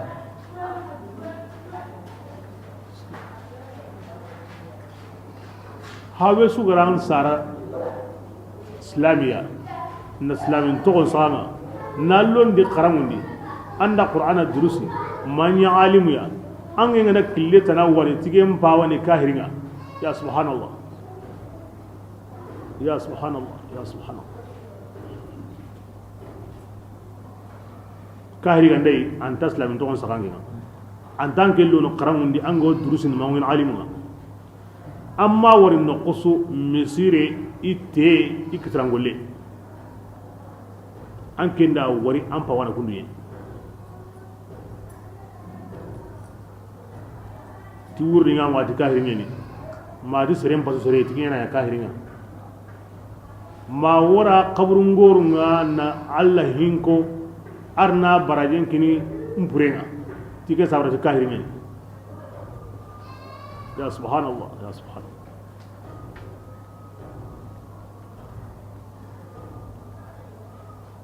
amba wasrega he ma jara amba wakile mbate ngamba wabe ga ndey kundu anga na buro ken ngoni bate hilwane anga ma wasre ngoni ana hubre yana Allah gumni sawa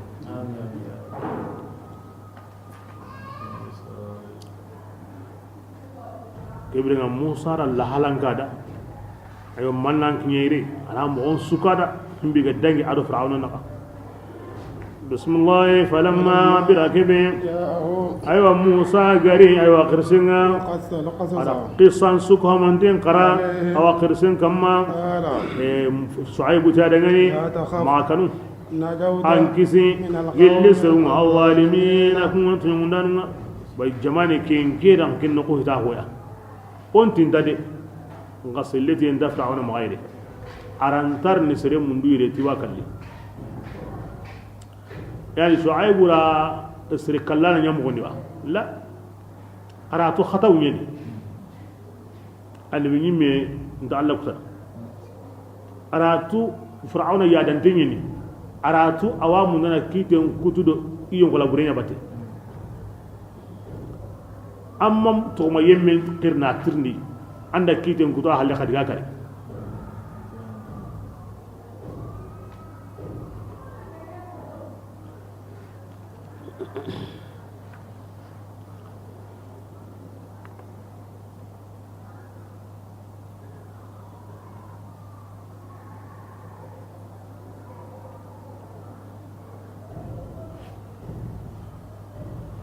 بسم الله قال كبرنا أيوة قالت إحداهما كبر يعرفوه اللي يعرفوه اللي هقتوني مهقور باننتي يا حاتم بابا استأجره أن ويجو كينينا سهرين أو تسهرين إن خير من basa yemmen posirenga anga ken suhurini anya semben denga anya dundenga oku kada ken su twari le karawche okuni yarunye aywa seri nyina man kiten ko tenni kebra o haba ke wutu anna suhura naga no dangani basa suhuri len sire nyani sembente golle be go kini arawanya na hillani anya dundenga sawra musade wa yille karay okura ken sutu jugo kedi abani gara grebe wutu ora sembentu kedi be tammani men sire nyanka pakendi ora dundenga gontu arin gerinde hangenga win irame be bakin karankaranga anta mun da kinga tingen tere halle kibra kini wara ken du tangayni ora tudo ke bate kewtu o kini wala la kan amene sere mo funu golle golle ana yara wanya ngin quwwa aga funu golle be sabur araw kinyana angana sere do golle sabur arawta don ga sembe ndadi sembe ko taro hawa hatem pankani me bane diga jatem bugundi commune ta jateto asorno sere ngara bitigina anta jagunde to asorno فهذا هو قوته دون دينغو كم كوني هونسودي صغرا عند سربي ما ور حربانه انت سرنا هودا aganda tu mogomo na sembe mogomo صغرا nga fuyi serenga bane ken kaman tasurno hoda bismillah قال كبرنا هاوندي أيوة موسى دعني أتنجي شعيبو يوالا مرنو نجنا أنجن يغني لين يغارون باللي بانيا لين يغارو هلي يغو بانيا هو قورك موتونك أكين قا أري موسو يغاري أغتي هاتين كين يوا كويني هوت منونو كي غاي ginda gaji ihda bunatayya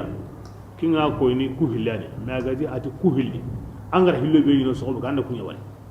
kibrenga nganya ngani kunu go dubane le nyagaro honuti kabbu kontinieru be suro ijarab kille sere be ganati ngemal le nyugo kita sime shuaibu ya alla an min mina pasanga anta jornadi amal le nyugo kita wa agolle ngani mani daba guma ko daba mare adu be so to ko gene yungole ma kenzu ko mande amara do alla naga amara aduna bindi ko malli nyaare gida ay kinga na ngara ho ho yalla gara ko ta alla wan signi na shuaibu signi aywa malli nyo kita ko ni li nyaare kite obre Allah sallam ati alla ganda serebe jarabi ci kulle nyagaruya andi qorondi ni qoro mo sorondi ni jukunde ni jukum mo sorondi ni yagindi ati angorno arjanna bire ni gonu ati li nyagaru karagi bire ni gonu ati hillo do kemure li nyagare kite ni men islami arjanna kiten sabu ni way ma charte ni qorondi ni qoro mo sorondi ni jukundi ni yagindi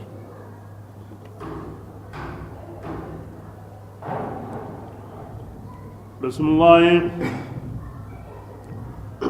ala an atinga yagindi ni ku hilli yo baneya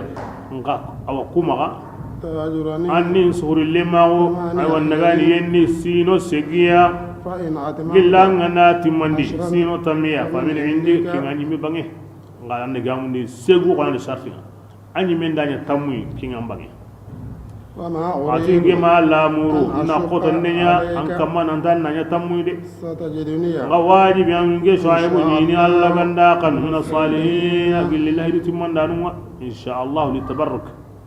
allakum surum makum bani hingo abada mi gati insha Allah ketto munda garelli ni tuyi sino segi halia insha Allah anga ni mullahi dun timmanini anda timme ngolle nyaare ke kinana kina tuyi lahidu timmay sida sida jukunyen bismillah قال musa qad ya dangani ذلك angara kebeko بيني lahidu nyanin ke musa naga adan kin naga أيما الأجل satu ku hillibane su أجلين قضيت nganda kinya tammu ngana tin aw anyime masigu ngati me ngata time wala udwana alayya maga yadin kamatin ho ka hayde segu ngana time ngati mo baka nyakingininga ngatna nya tammu de tammu ngana time magati ona waga halle dude bismillah Allah ta'ala ayani besananga hokama o ken gonni ando siriganda lahidu kinimeya kobe suhuri ho gani keme ara siti lagado menaga anya halle besu angana masala wa murtin mani mi akhalla bur mornanga anganda munda kennya akuni halina ngemadi wallahu ala ma naqul wakil kinga nanya aw timmini aw nyana ko mi agara ko ni mobe wallahu ala ma naqul wakil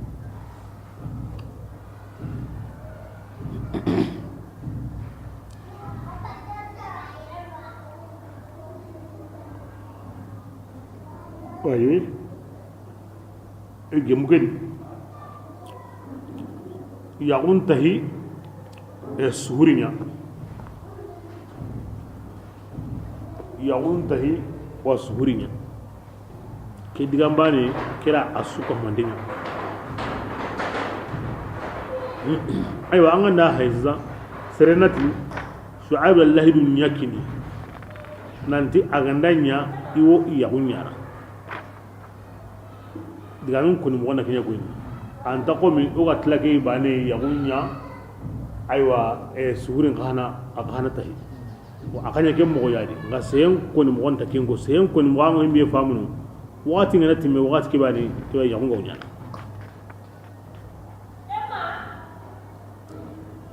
ibranga kungo mekta na kamo jabunu hiliwono hana aken shariyandi kew geme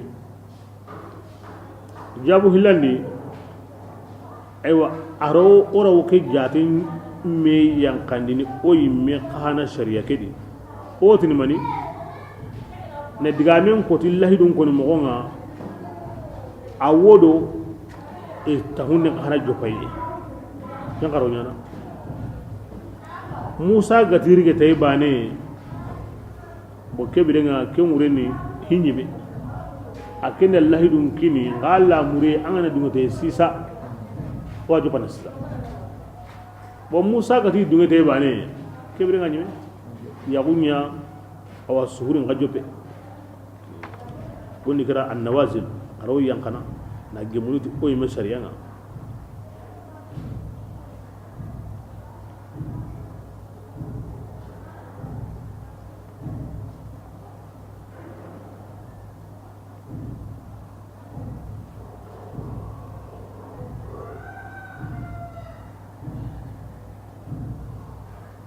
anga di hutampo na hankini yare wakata shuaibu ya da bahar ni jambe yaren kalin kini maniya nyanga jawno iliwono yaren nyanyi golle nyana musa ni gerla kan daba min ne kibra yaren ngi golle be nyana musa ga na kenya ken diga yaren ne duwandi tare na hani kinga wasikan ta daga keme daba go serema alle mun galle ngadi ya gare ni me daba be ga wari musa ko na kin jamba kin kan hani ya gare ya khalle khari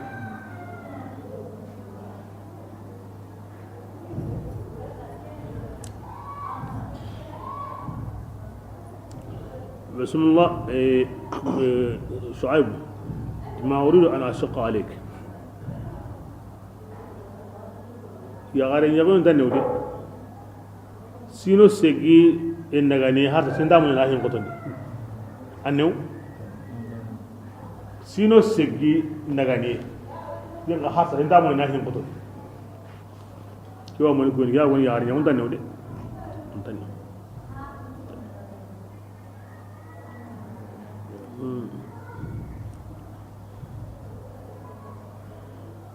بسم الله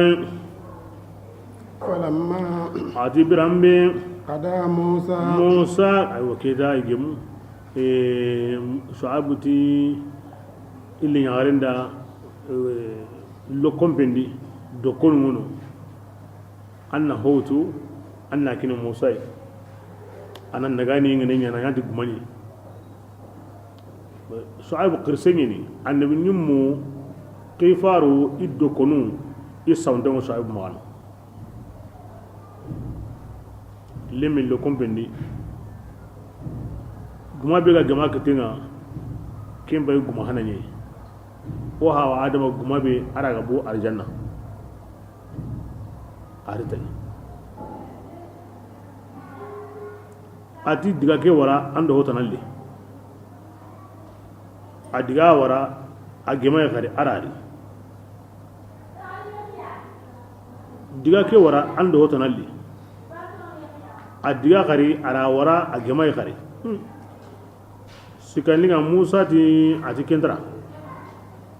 man sabran kwanta adiga wara ara wurne ati kenda to kama musa di kanto kima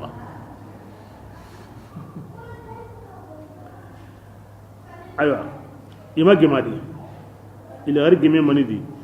sire hana be gandari wona kiten ko kenda kenga nati himbe wona ke modi kendo wondi hoyi membugo ari mutu naga nienga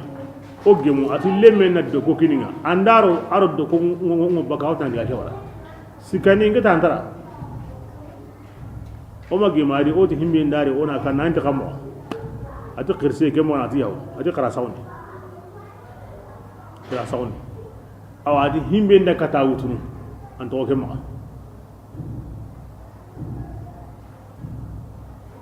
qirse nda hay mo ma ko tawtu musa ri duro mi la lawo na girni nawtu ewa o yimme de serebe ga ndar hingati himbe ara kiya ko de atan to amma musa dogo bundong nyawadi aro do konta bana himbe ga kuti dunari yede wa adama ga bakar janna aro do ko be gari kendo ko yade kiya sawni gundu gabe wadi higabe wadi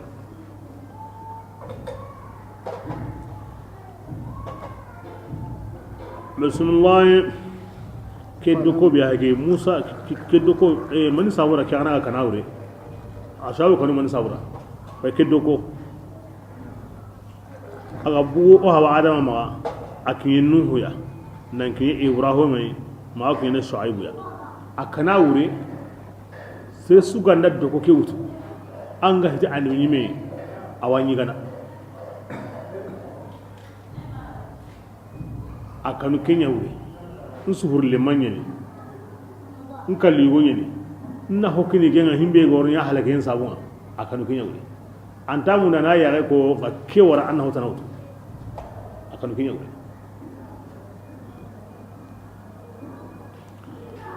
bismillah فلما ati birakebe musa ga timmani wa satinga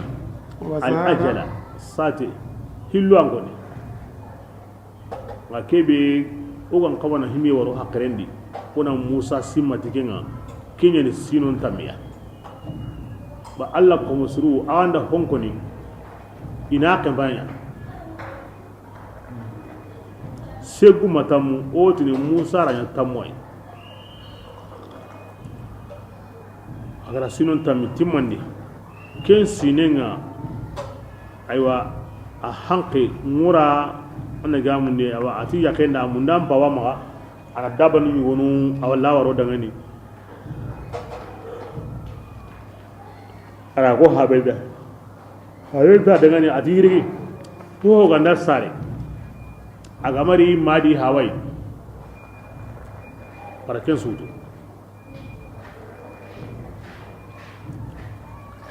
musa dogoge gilligen bakati awatu himbe ga wadi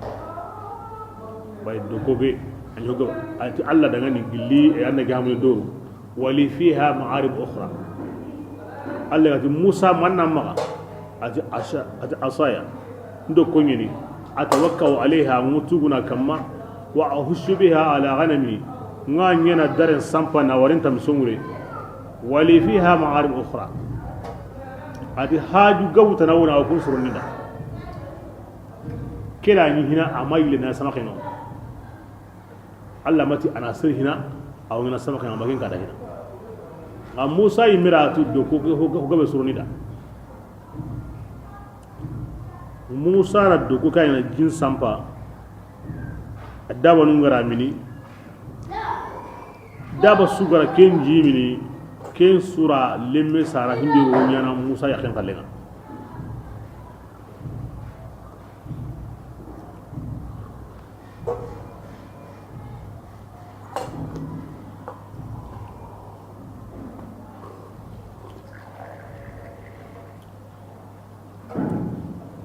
kinyo sawya bo awa Shuaibu lahdu timanda ne aratu ke koni ken hi way ara sharti ke timandi ara sukini ire nyagarenga da Musa lamuru iwara bu igranyu gonga adi ma Misra bismillah wasa bi ahlihi Musa hayga tereti dungonunga آنس نارا kilendi haygara yimbe wonneni من جانب الطور giden tatenga قال kinani wuronyeni ke daba gabe isanketenni mulle ngari bite ngari kamen worni itunu kilendi basa iworo biten kille digan kilunyi hankama burungoro kille surunga iwo kenne iwo bosini serenga iworo digan kilunga itunu ampa mamai ampa mangirai na buren gaben pai ya garen pai agumanan sare kare ara yimbe nyugo wari atida imkoso kawucire nge Musa nge neni yimbe ya awosi nge mori na gai aywa gilli yimbe ke ya ke khibari ya otunu dengo mindo sunkumenari gilli yimbe nga angunga tasaluna agana tagamutikenga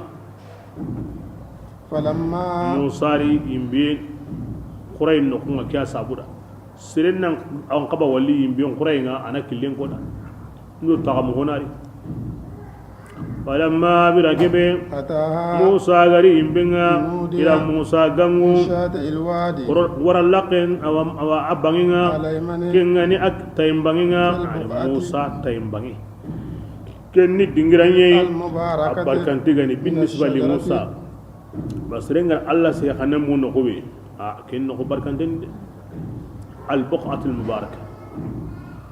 kello ñu ñari Allah hay gara ken no qri al buq'atul mubarakah tin no barkante mana no barkante nga Allah ga sehe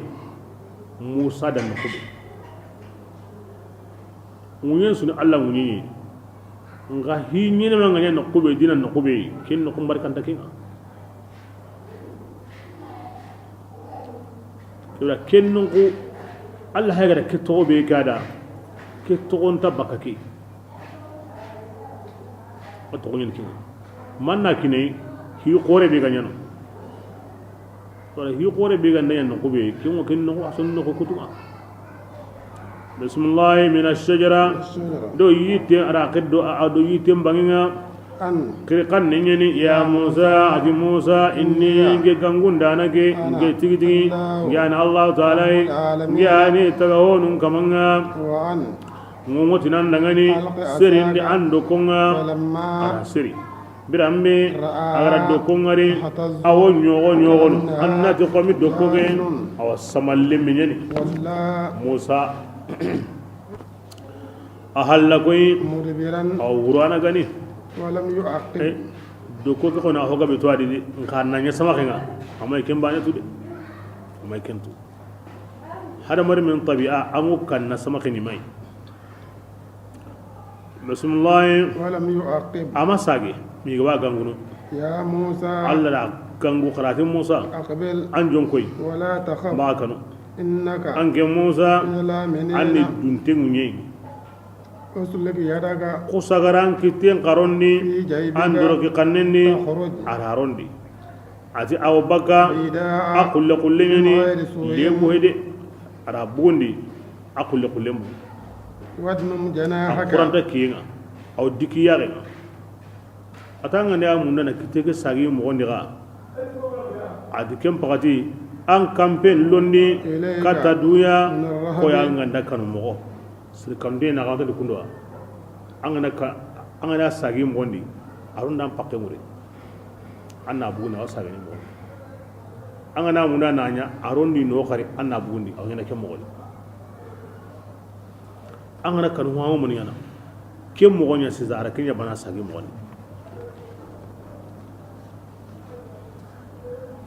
bismillah fadhanika ati andan ku hilliyani kuni dallu hilliya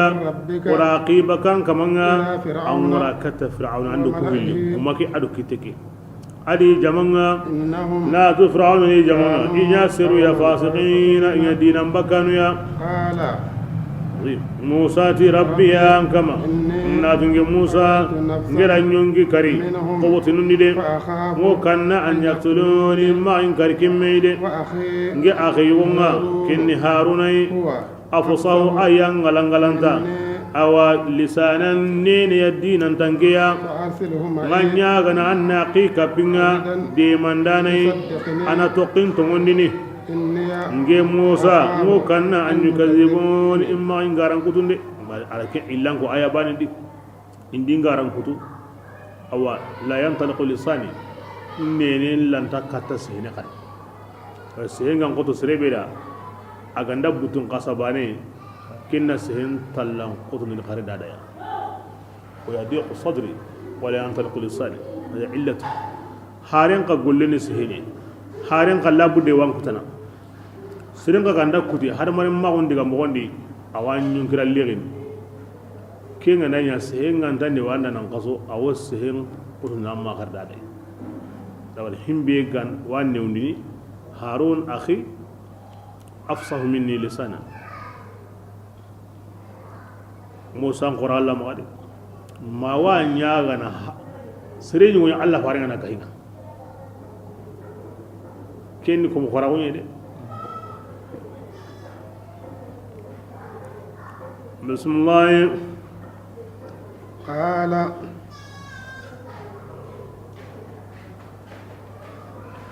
تصدقني دغامانا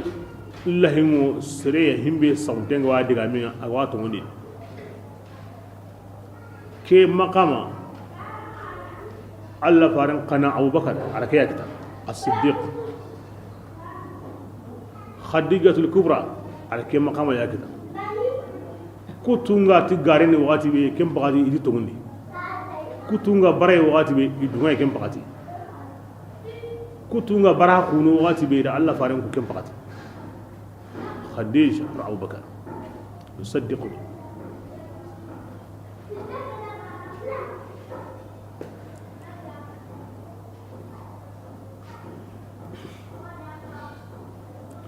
بسم الله قال الذي أدعني سنشد عدودك واجب هنا قل قطني بأخيك تا أخي وهاروني ونجعل ونسلتي أهل دغني فلا يصلون فرعون نلن تكمني أهل يتهبري بآياتنا أنتما أنكم باللي أقدقت آيانكم هليا ومن أن أرو يم بينو كم غراغبتو الغالبون أغاني نندانوا أنكم باللي ندغا تو آيانكم هليا to ayanuma hillu an kinan ngai nga kutemu aga hilli himbe ganda to kidaga bate alla garna khale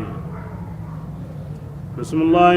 فلما birakeme جاءهم musa gari aywa fir'auna surunga to ayanunga isu kullu kullini iti musa dangani ke manya ho hosuya maganta korodini anda kutanyi minyedi o ma mugi bi hada tikimiya o habanu ya kengani habahananunga وقال موسى musa ti rabbi ya kama أعلم anyani tuwananga من alamu ayani tuwananga biman tiyimminga kinyimmi gani tikandainga من عنده baka ini ومن aw yimmin qadu تكون عاقبة kalla garu tigandinga wona kendangani إنه hinjaninga لا يفلح الظالمون kafirun qoninta taqiktana de ngin qonitu وقال فرعون فرعونتي يا أيها ya الملأ jama'u dege ما من إله kolai ayo musa be iwo me tamani mesine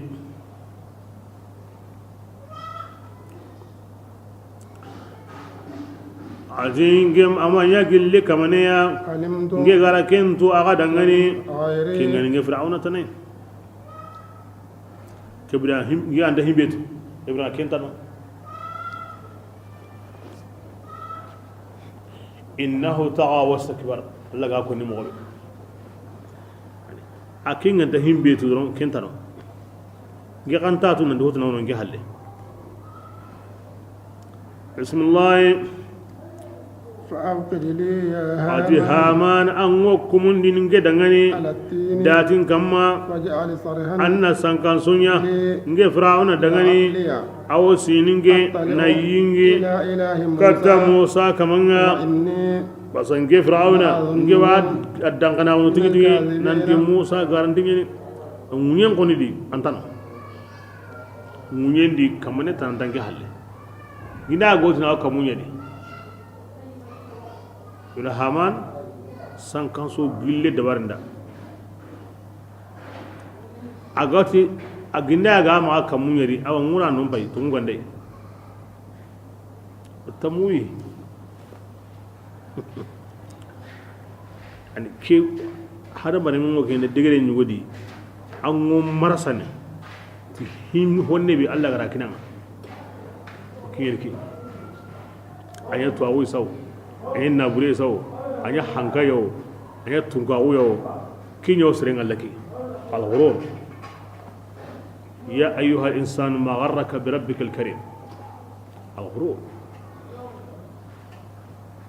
hari hakaran den adu nandi an ko na kebe da barke kina khoya on gabanye ngawani ni anyime an wasibe qoron kama wodi kenda tim marasa insi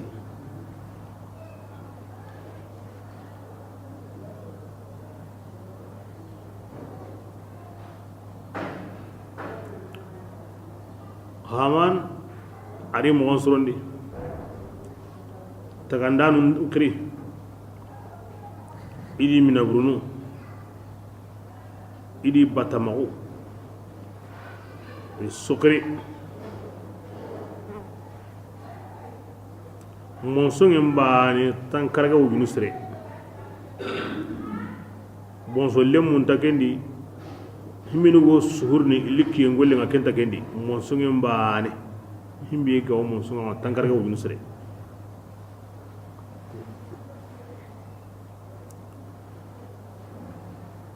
iri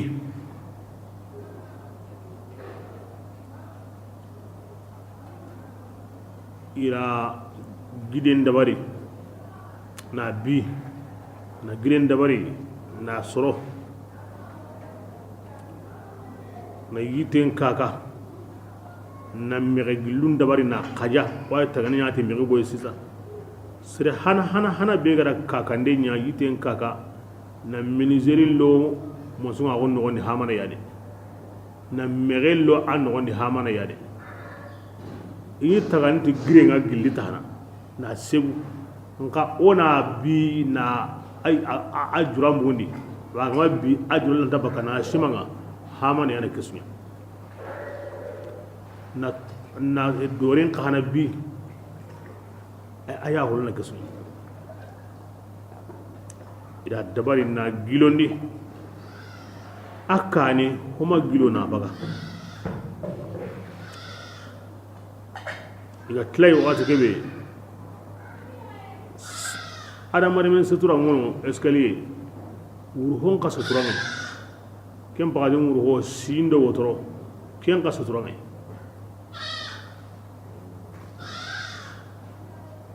Fir'auna seta kama sindo wotorondi ma wokni no khube ga lata suya rabundan la kitini ara bundan punje ara afutu na bamba na akatura kamundi bundan hunje no horen sage ati ja to munye nyugo me keta wana hinye ay Musa kaman nda kare kebira nga kamundo munye su kamana wo kebira ken ngey Allah qortnara ama dangi bitota kemme ho qore aworni hayata seren ma me mu gina seren ma me wari ko ta yugo huturon pakati malika nda sampati ikambenga na kosranu sikiya bana kenu akuren kama bana kenu hangendi bana kenu do de ben kaka na magina himbe ya kenu kuren kama ara kuren mononko na halaki kamu manwe wujunu ara karade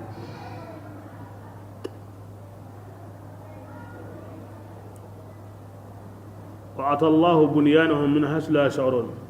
فخر عليهم السقف إذن كتغي الله هاي غري تي مغوبة إذن تكن سمنا تغي بري كمبي أنغلا على سنية الله كتيني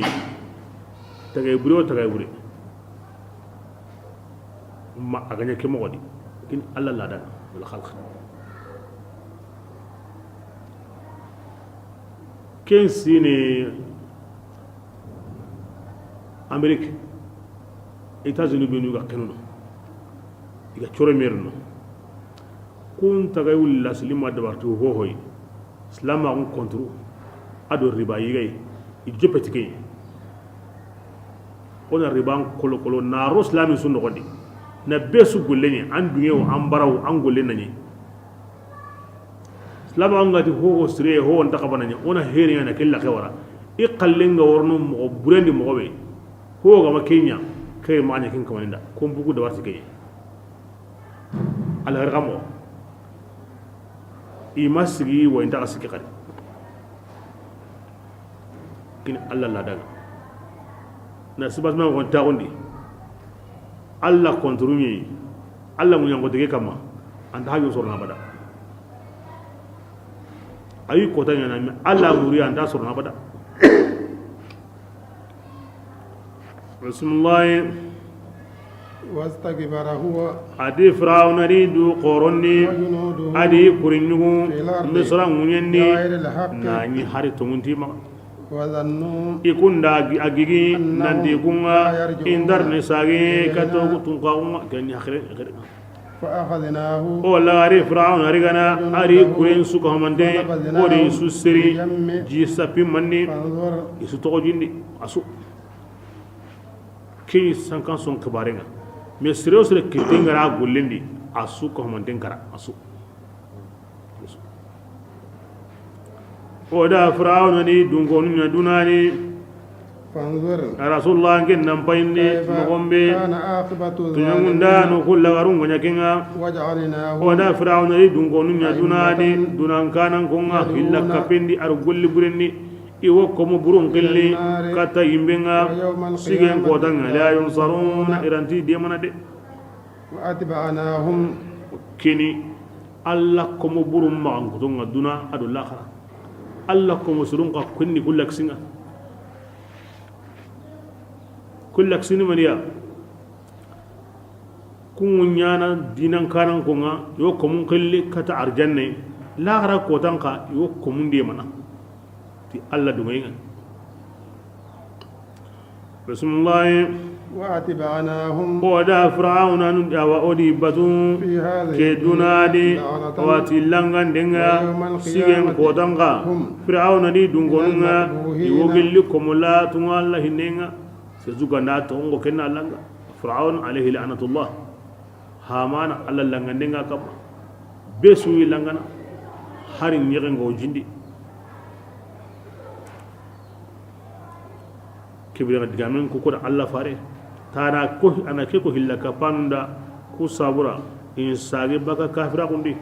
imbu khannun ko ta kundi inda fir'auna baka de Allah fare ka basu Musa akuni mini ke an ganya hoya anda fir'auna baka wa Allah fare be an go kuma siken kane an basu Musa de bismillah ولقد آتينا موسى أبادو كتنغان دا موسى توريد كتابنا هم بالي هو حلقي جمان دنگونغا كنغاني جمان دنگون هنانغا نهدنگي آكاني دي آدي هود سمود كدنگ موسى كاني كي سوني دو قرآن دنيا أواسرون دنغاني نان أنسو دمين قرآن دي كي كوني مني كي سرنغ واجنو دي هدنگي دنيا وهدان كتاب كيني موسى كتابي نكندان دي أو كندان دي أناي أرو هني يعني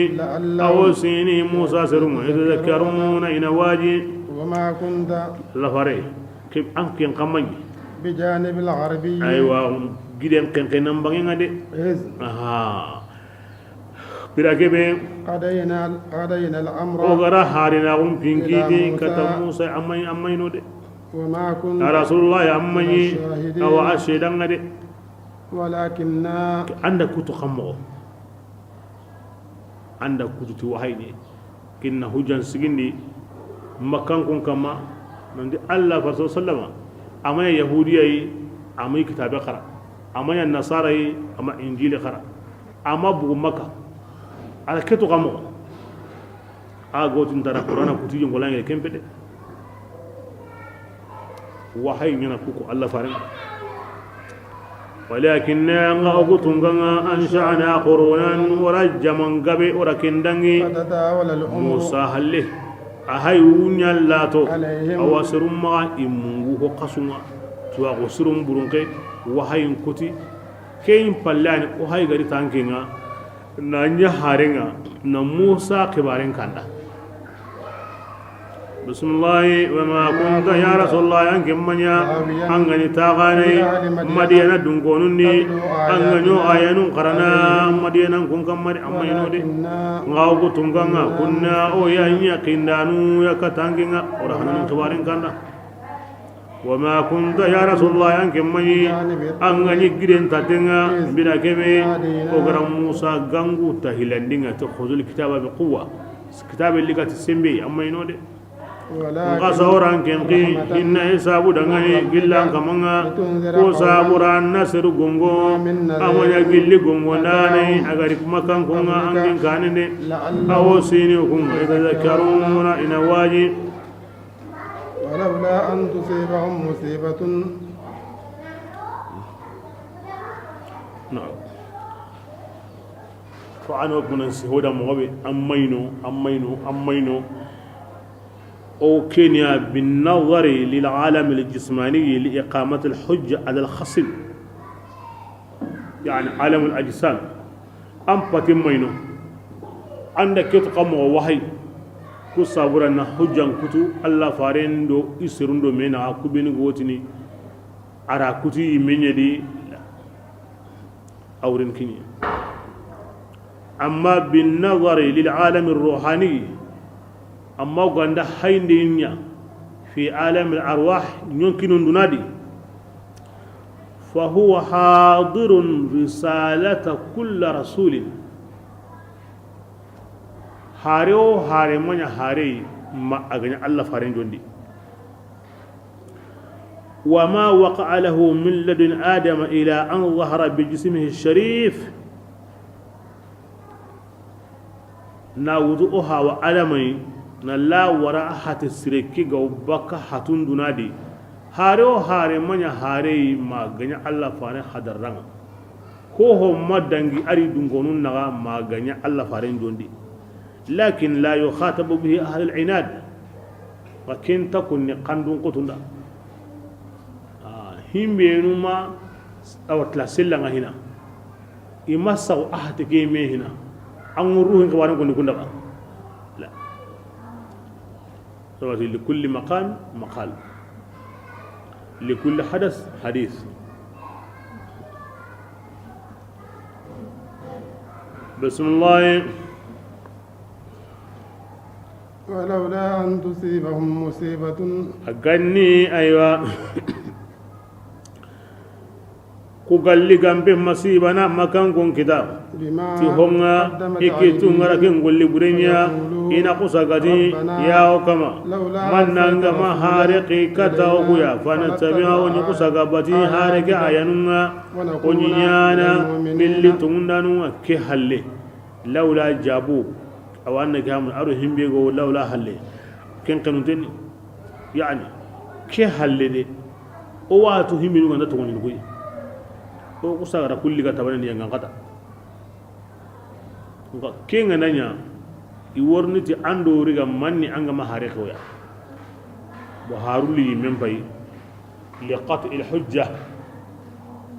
na hujjan kutubaka kannun qotul laqendi ado kahirun laqendi haruli men kenye wa hareli yenkane alla watu himbe go to woni awatu himbe ngata to woni agar himbe taga yimbenda an worno la mahala Allah kusagara kulli gani halaki la garani ro yimbendi iganda kenye woti mananga ma hare toya wa haruli yimbendi kenye Allah far an bute mura himbe ga matto ngondi su nge watu ataga yimbe nyata bismillah فلما kinya sabuni birakebe جاءهم الحق tungariya من عندنا nambugo kuni قالوا isuka mandendi لولا أوتي aw hobruku manni ga matungu مثل ما hommeya أوتي igara kenkini موسى musa kite addo ko a ayanun kabbi na kitaben kine idome manni kemme ga makini tunga kon tunga Allah hayr Allah faran kare ida al haqq Allah yimtun al haqq daiman Allah faran gandara Allah ma mobe awo to ko itonu nugo yakini Allah faran Allah tugni rauf atugni rahim atugni nur atugni al haqq ar Allah faran غير rauf ara غير rahim ara غير nur ada غير haqq قد جاءكم نور من ربكم وهدى ورحمة فلما جاءهم الحق كنكم قورين غادي الله يمي توي توغني مي يتوغني وكيني أمات عبد الحق أمات عبد النور أمات عبد الرؤوف أمات عبد الرحيم ناقر إي متوغا بزوغني واتو وامنا هيمبيغو هي ونوادي كني مجازين الله فارن حقاقون الله حقاقو فيهما بون دبل ان نوراون دو ان غامن بي الله فارن كلين دبل الله الرعفان دو الرحمن دو الله فارن كلين دبل الله يمي غرا كري واخ لي مسلمين سواتو ديفران دو من عين دبل الله فارن كلي رؤوف من اخر رحيم kenta serinya nati anda hoko Allah bi anda hoko Allah farna himbe ganda gemi Allah yimira kare wa islamin suwatu qat'an Allah do komen takapa ma on kuto di ti nyuro le ma on yana ido menaga kenta ngadoron ta ko yokiani Allah ra waradi konne magati wa bakadi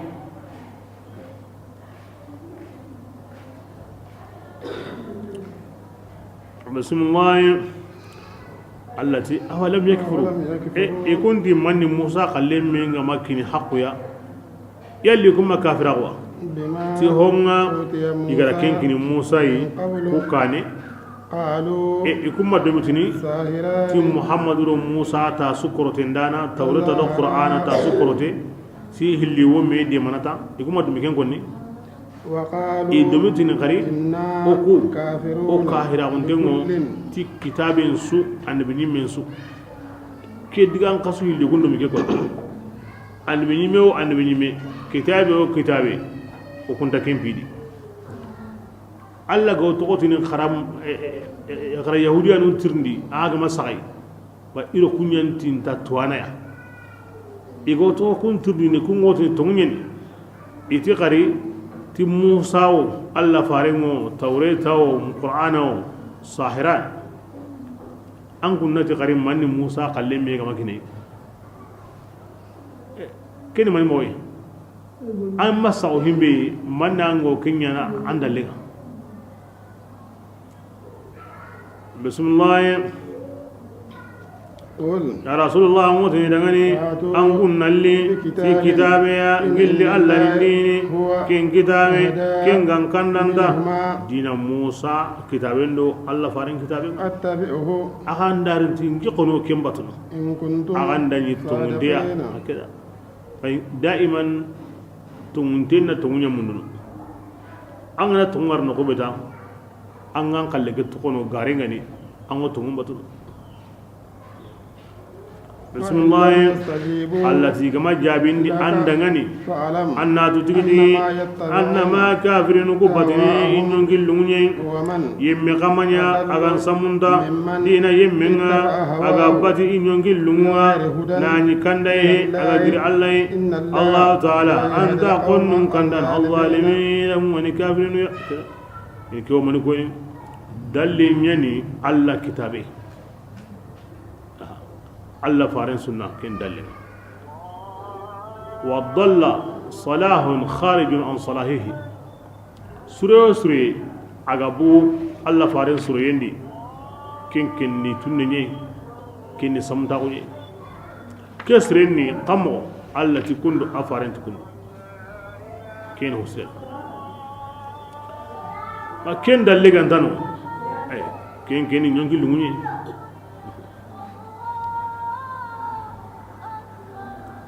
بسم الله ولقد وصلنا القول أباد أخرى قدام بانغاني مكان كندغاني أو سيني كنا إن واجن أنتمني الذين أدي يمو بينو أخرى كتاب كنا كنا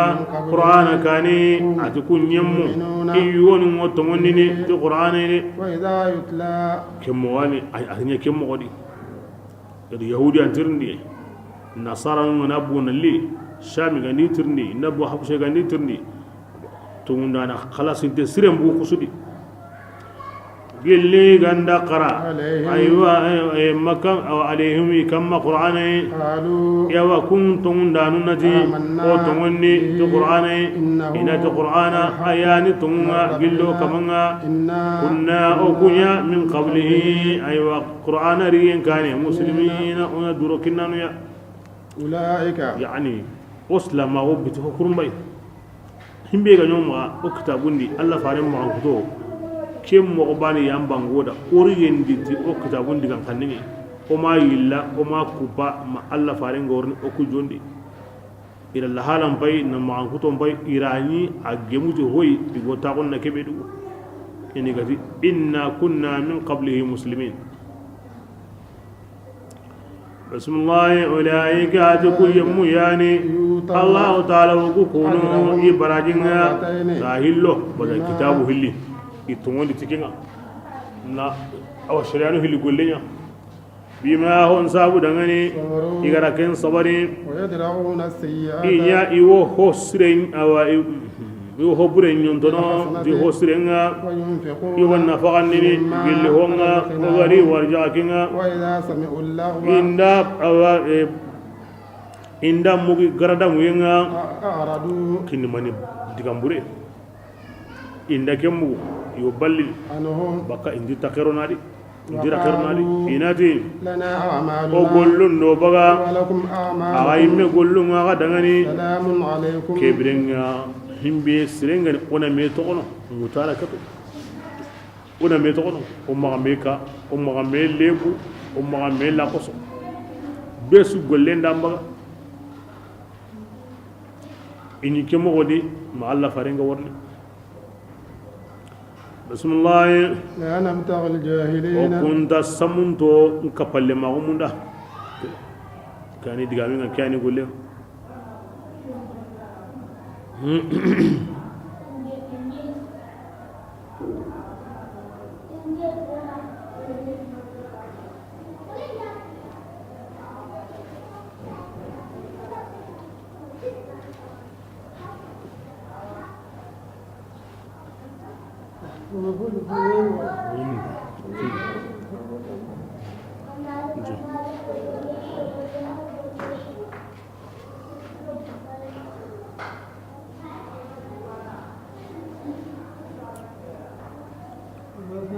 بسم الله إنك mira kebe Allah wa sallam hammi bega wadi isrun salamawo kare kare ma ahabatu ne Abu Talib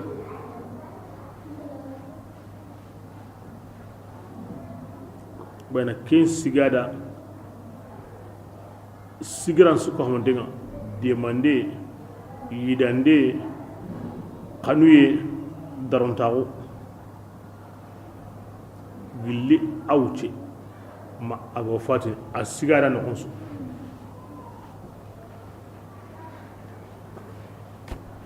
antali Allah farinda serillo yimbendi kille makne kemme yimbi ga sigada kun angana kembu Allah farina asresu Allah nda ken kamanen nan to samedi wa Allah nda ken kamanen to kahira wa antalan kallem bawe ke Abu Talibiya Allah farle ka jatin patune akosati la ilaha illallah digambane an ke ka homonten su aganda ngara ho wonyade ahaju laka biha inda Allah ngew sikki an garanti ngure tige kilima bane ya Allah no kuma ati akhi wolle me ngewatu anke ni tungundinye nga himbe gantalinda I worni an ku ngarati ti kirsenga ni kalla ta kanu ngenta munda ina ken warati ya saw aga taron kaba anda ngirano kenga na kuni aga wunsudi aga waga yongolan bihindini ngan khalle ke tungunya ni de ngan ke ganda angen sago kenya sisa angu ngaga wunyana awarati ndi akoni ganda diga mu ile siko so amba waga ni kalaka Allah nda banta munda na yagu tokan kunda kem pallenga wa munda mogobe nga wan kannu mogobe nga munda sisa nkara wakati nga himbe ga landa na kenyanya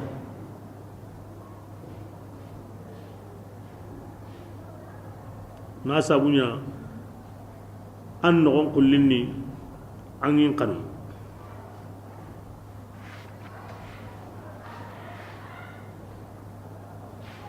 ولقد علمت بأن دين محمد من خير أديان البرية دينا لولا الملامة أو حذار مصبة لوجدتني صمحا بذاك مبينا أتي والله انقرأت أبو طالب أن محمد الدين تغهون الدين السجري أيام بساسويا غجرجين بالله يغورنا غورتي ناغاكا نجي كرهالي تاغا هوا كانوا kem palle Muhammad Lamin anya nyini sisa kundu himbe ga landa nganya nanda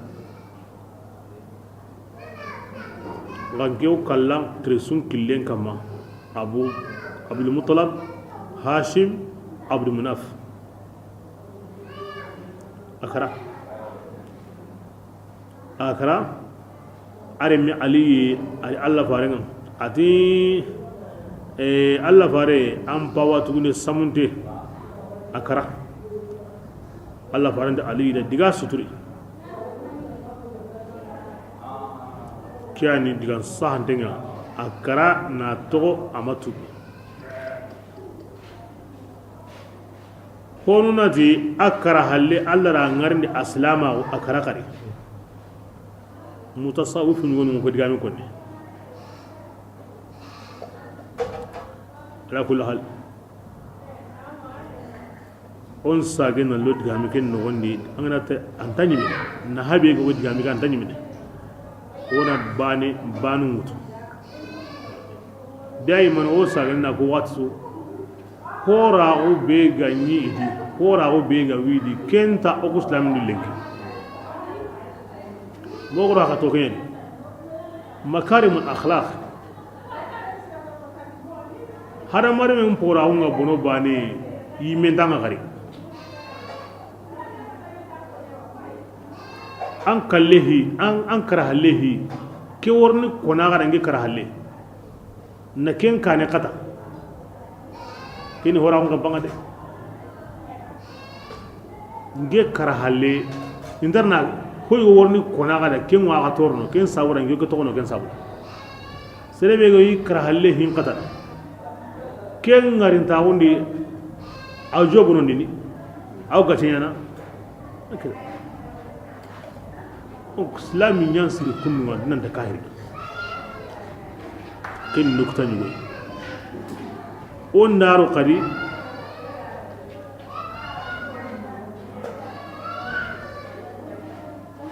ani adi Allah farinda an pawa tule samtin kara azid akem pawan ali hawani abu talib anga digami kara nga tuna o Allah farin munda dinai o Allah farin san qoron di adinai mani hawa samta ko nanta akra halle an pawa tule samtin kara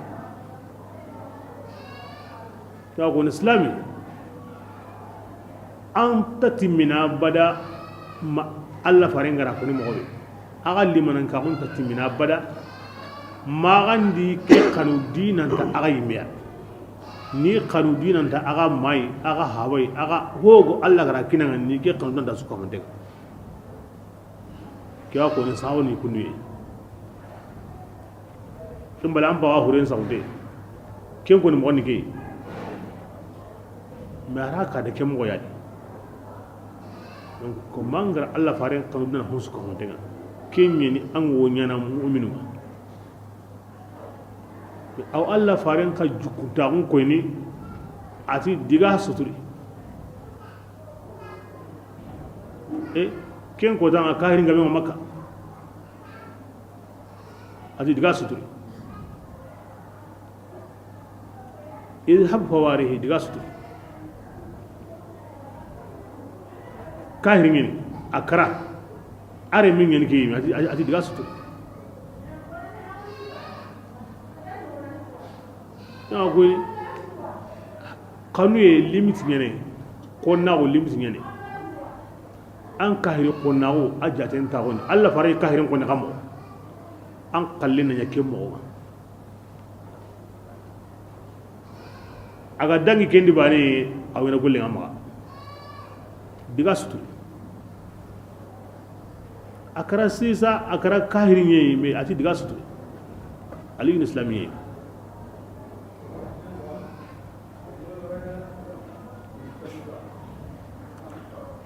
asikandi nukta tanawunu anta nyimine atim patugune akoni kilima bane la ilaha illa allah matimani ahaju biha inda allah kalmatu ahaju biha inda allah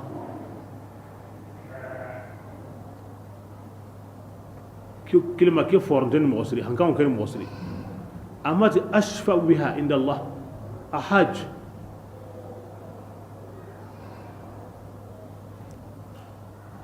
kiyani dallinga siringa nakara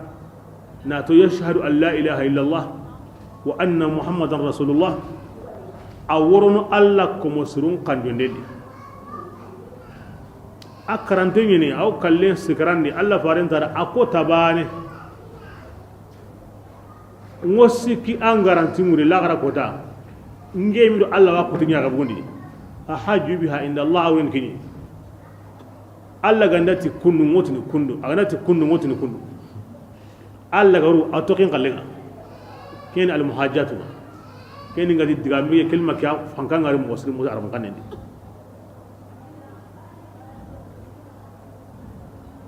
ahaju biha inda Allah il ken dallenga na ko sirenga nakara nani yashhadu aw shajiri nanti tongo badu tunganta Allah halle mo holamin nay aharigi akamane ngorno Allah ko musurun kanjo ndedi parce que akara islamia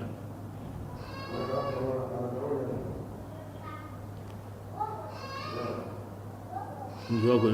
kanjo ndengo ko musurun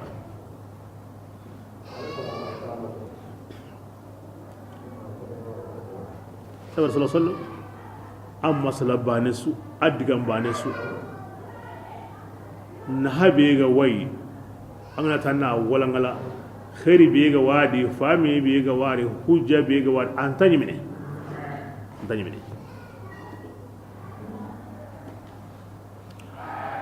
bismillah kif sabura sa kinga kunnu arinya ke mogodi aya nyanga ya Allah farenda innaka ange mawla miniya لا تهدي من Allah antaka kanda intaka naru yimminni أحببت angara kin kanda en kande Allah ta ولكن qasa Allah taala يهدي من ayana kanda intaka naru yimminni agara kanu kenda وهو Allah taala أعلم ayani tuwananga ti kanda illiga yimmin suya gillo gamare ke warni ke wata o kande ke warni ke wata nda kande aga lanke nana himbinu kanda kare ma komi kebe hayga awa da fadi sisa Allah fare anke lanta kande intaga na ro sere sondo medi Allah yana kande intaga na ro sere sondo medi wa himbe ga wari ga na kana kin kamanan tu billi ako tanga makini e kerina Allah fare mbute mura ago masiba be di sisa ago kote be di sisa hinni Allah ya kalle awatu nan kasore kasrenta hakka wajunde hine goti taronta hakka wajunde sondamenta hakka tagasiya yagenta hakka hainde akeda e himbe wokin Allah farenga amma sibanno woni na butemura na waju Allah faren konne wo kungutuno tin Allah ti Allah fare ti kande entama ange nan butu kunu nan sunu hoywe kunu gine Allah go heme ko nangeda gilino anga tu difference ngana na koy go sunu wankendi Allah wo se hedangi batewa la ho gon koto Allah faren maga wasu kita hanay لعلك باخع نفسك لا تكن في حرج مما يمكرون كمي ايان غبين يلي دائما الله فارن ولي غينيدي نا تو يو كمان هو يوني همي غوي لا تو من الله يدادي كين كپاك لي غين دادي ngena munda kuntin to idan go gollu na ko kapa hinya dade ken no qusu Allah wa ko nada directement ankin nan sabari kanda in ninge ama anken kalleni mani kinde na bute mura at-tasalli ar at-ta'jiz indaban e kem palle Allah ya maqri wa innaka lahadi Allah maqri gina tanke ni kananda na Allah ya mati li kulli qaumin hudan li kulli qaumin hadi Allah makin gada tibbe suri kandandana an kenya ne kayi mato kana kandandana Allah ya mata da wa innaka latahdi an ke mawlami ati wawu arun inna na qotondi latahdi nan kuna atanke mawlami an kandandi Allah ma kusuka da yani kesuni majazan Allah ganda kanil lusrebedi an kenya ne ken sabunga mais fil haqiqa sabun gilli ko agli Allah yadi kebre anta majazi ko qatana tamura haqiqa kay ken sirebe me godno ken mundunay anna swa ko ni amma na hime la muriye ngani wo Allah farendo kutu nyoro ni fasangon ta da hohodi do ken kamanan ko qalle ken sigindeni majazi ayanu ken kamanan gijiman saka ko bi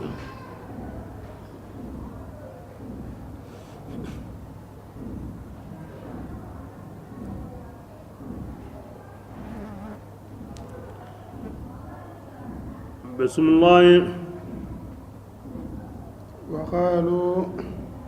وقالوا ودي أيوة أي فارن سرندي إن نتبع أوغاندا كاندا يمباتو كابان كينغا يورين أوجباتي وأوغيلي أوغنين يريد كذا كيني مكا أو كيني مكا مثلا يقول كم بقتي أوسو أوغانا راكين قال لكري يرو دي بكي باني جماني مبوهندو كمغني أنا كمو besu ka humboru nuwere boru khoru nwere o ganda bara boru nuko o nyana kamo i worno surga ire kini kanu sabu nyoya mi wa ko nese hudi bismillah أولم نمكن هرم يعني كيف كوتنا إلى حرس بن عثمان بن نوفل عبد المناف أيوة إلى كينيا جريندي كرسي قرآن تاني يكون الله فارنا هو تامو تمون كم ده غو كنا تنا لا كنا هو كنا تكيدام باتي أيوة بيسو هو هميدو باني كنا بركني نتخطف من أرضنا يورنو سو جبتي يرد بسم الله التي دغني أولم نمكن يلي أكما حرم ما حوني يكون دغني وا كنغاني نقدون دغنا تجبى ثمرات وهون سنها سرين فوتنو كتا حرم جيا نانيا ورجا حرم دون دغني بيلي أكو تونغاني ولكن أكثرهم ما كان بوم بوغابينا تكيتو أوانا خمو إن كمباي أنغو سرين غاجي هوي أغو هيمبيد مكة kona nya maka yaga ikun yugo agunye ni hangande bungo mo wana kundu yi hanga makore ngono ko bi ngona ko na kundu yi alla na makka dron ta kunki konsu hosre mo me yiri re konsu aw du so honga na wala yiga honga na wala konsu tujiba ilayhi thamaratu kulli shay konsu ikunya na kenya kibrenga رب هذا البيت كم بيجي كمان هنا كينيا يعني كاتو كيدو كم بيجي كمان بارم باتي هو كمان كهاي هونتا بكاي كمان أكون كيموري بسم الله وكم أنغمونتا أهلكنا ورقم بلغي اللي دبيا باترات معيشتها أنغايني كين دبيا نغامون دبيكي دونكونو إبرام وهم بايغا دقران كنا فتلك مساكنهم يعني نيمان كا أو سرين نوم بوغنون أما أكون كيموري دبيكي وونو أني غالي نيمان غادي غانيا خمو إبرام وهم دي دقران كنا ودي هلاكي فتلك مساكنهم يتاورون بايكينغا حديث سريما تاغيني دي حلي ما كانت باني وكنا نحن منها قائم وسكنتو دنغانو كمين الله دي هانكين الله دي أمو يادنا دنغي اقبين باي وكنا نحن وقتك زغانيا الوارثين أقين ظلمونا يا رسول الله يانك مميا دبون بلاكنداني ما الله غندا حارقي دبون سلا سلقورني انا آية نقرا كما وكميا دبون بلاكندان قاي آية بحلي ما غندا دبدون غوننا إندك تونيا هارون كتاينا كي قولا دا قصاينا كنو مو قصين وما حلقندنيا ما جمانن دي بقوري هارن ورنونيا inda duge ajme inda baraga kem pagatin onti halakin gami ganda bara harim maqi hina madde bore harim maqi hina de bitu ngadi bismillah wama utitum min shay'in bihi igara kenkini an kunga dunani gilli honne suya kinni ngarin ta kunda minyi adde pengani ara suram maganyini ngahimbe kimbaraje ngo alla ni ayam pasangunta ayan du manda kade kinda kata hakarene nan kanu allam pingure mangot ninga da kinyan kingoran dinduna naka maka simma kundunga har himbe ga wamma atu alla mundadi anna alla yamare nda wadade kengo himbe kinanga kinyam pasu dinanta aduna galle kede himbe gan dumanda himbe gan pasu serna kinyam mundude alla kana ho nya serna dunadi angwa munan dumi angwa munana anya khairiya arondi do alla qallila ke nganda kinya awina khairiya anan hakte dunadi anan hakte lagara Allah kome magan pamin umpo gaben su gemunu dunan pinga magan tuagon su gemunu dunan pinga annan duna mundu ti am paminga anga umudde mene mogobe na an kaman khidima kinyo ni duna ga wonyana an sogotenga seren sogora kawo mbradun bakadi kone mbradun bakadi mulle mbradun bakadi aw kam pajun sorono aw gunnen pajun sorono donc duna hanan qabana hakran dem ma ke mo yadi an dunan suradi Allah garan suradi sogoran na kembe na habane amagimu de amagimu ya sallallahu alaihi wasallam ati ni'mal malu salih fi yadi ar-rajul salih Allah sallallahu alaihi ati nabure siren ni siren magasa nabure siren ni siren magasa nabure siren ni mani halale kon siren nga himbi ko Allah hakem bakadi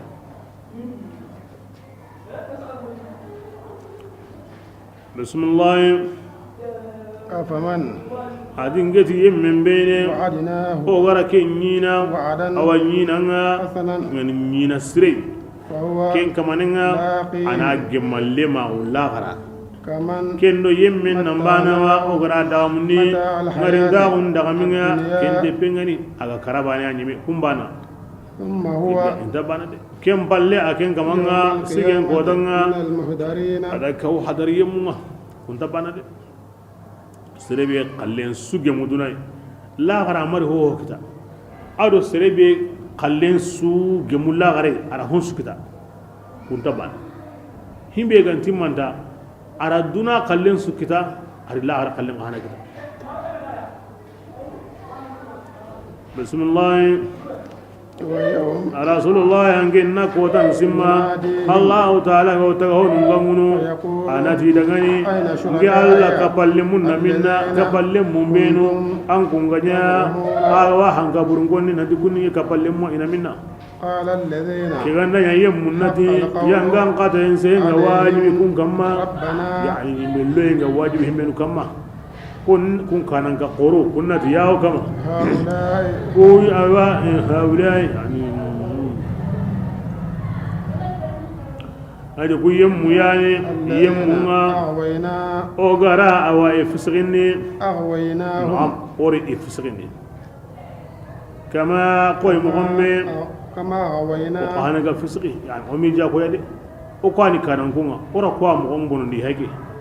أوري بنندي قوي أوغا بنا مغبي يعني أمي جا قوي دي تبرعنا إليك الله أوهيغا باركتنا ما كانوا إيمانيا إيغا وباتني إيانا أخوين دي بوري نمبولو راكو aha ibatanunda imai oku batun wa kunna an ibadatihim ghafilin oku munguntenyi ibati yenga yime o masero ni kanya ni jagawalle ni gida ma buga saraime kananga burun kana hayga barige o mi jago yade ay Allah subhanahu wa ta'ala akis konni anda Allah farenyu mato anna to himbi ga wallahi gara nimi sundigame aha ado gikke gantani an ga wotin himbi aywa ay me ganta kille kama la gara kota aw barni bakan ade aw barni bakan ana kisum musalan da kiya sawra anna ma hilla kape da bari ma kanan ka bure waran kane ko ga wan qilli kata kuteinga ko ga wan qilli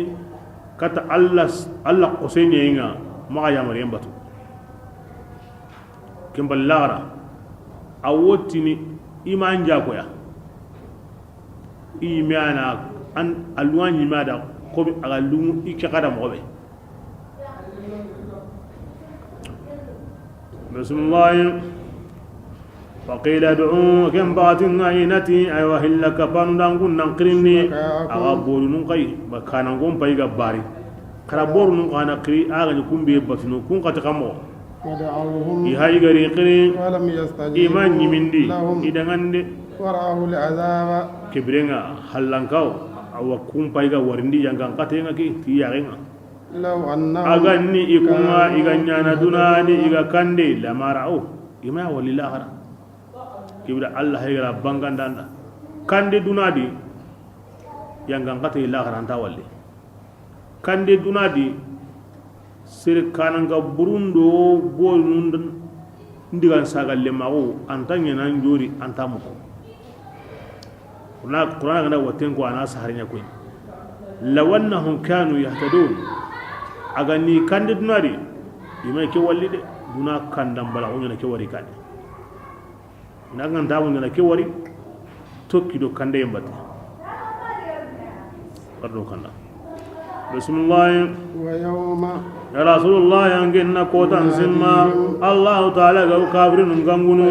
anati dangani ngeti maninini ala qifan jabti kenga keda hana keni idi kanango buru ado ibati honu bo keni ni tirndi qari hawu maragaywa igari agati manida bismillah famiyatil amma ki gango ganda kati a kibare sugaro nyana jabu sahande kenya kengo yagara hinkini alayhim kahiringa yawma ken idin kotanga ko hogani jabu sahande ken su yagara hinkine wa huma di kafirin wa ken kotanga inta metrindini basa ken urene mani asrenga ma jabu ndo ana metriniya ngake kotanga i menta jabu sahande tu ke wakati nga wa inta metrindina ka la khara kota wakati nuni nalin taban wakati be Allah subhanahu wa ta'ala aganda tajallinya aganda bangi aw tagahun kama bil jalal ti kallangawa kem pakati ko wontanni kanda kallangawuni kama nan bangi kama awati haram paroyinga kem pakati hinnan ki wakati ingwani alla bangi tagahun kama bil jalal kem pakati sehendan ayabani morni ti kem pakati ti wo metirni ani aw qotono anga munga nyime jango tirni wakati hakaru mo sagene buda metirni bismillah amma yemmen be kenga sage baka illa kapende aga tongondi ti alla bayna unga aga golle faradanunga aho sini ken kamananya bil taqdar kitanunga alla gana asa li tahqiq ar kahirun kon illa halan ko lagara me kes harin mani bugo illa kapende anna alla bayna anna faradanun golli anna tahqiq kitalagara bismillah وربك ya rasulullah yang kamanga يخلق ما aw honya taganane agara ken kanu يختار ana honya suwanini de awa agara ken kanu de ما كان لهم ati الخيار sugan yemmanya kafirin dangani سبحان الله allah wa sinnahu alla dangani an kallamunta baka ho mandini o ken filla kapade ki yanga sawon mani makan ko di daiman waqati su sehen wani maka walid ibn mughira ati haragu an min yimmagu qur'ana yanqai an qora alla farinda alla farin limine tunane hankam makinyi kanan ka makinyi na gurin tamaka tunai makka sir qore taifa sir qore ayyan kana kinyi kebe ayali igani ho konni ken su jabu ngadi himbe gana lu alla da aywa aw ken su gandi di mo be ganda aw ken tagana himbe gana lu ngara taga ho ndiga aw ken su gandi di allu ngara ina mahmud lamini taga ara su gandi ka ina yanya haruma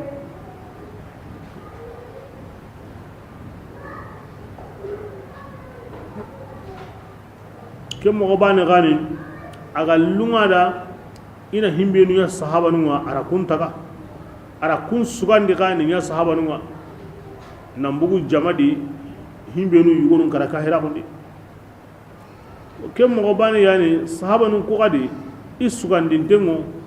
allunga da ina abubakar taga na umar taga na usman taga na ali taga allunga da ina kun sugandi na kun wara idan ge plasiya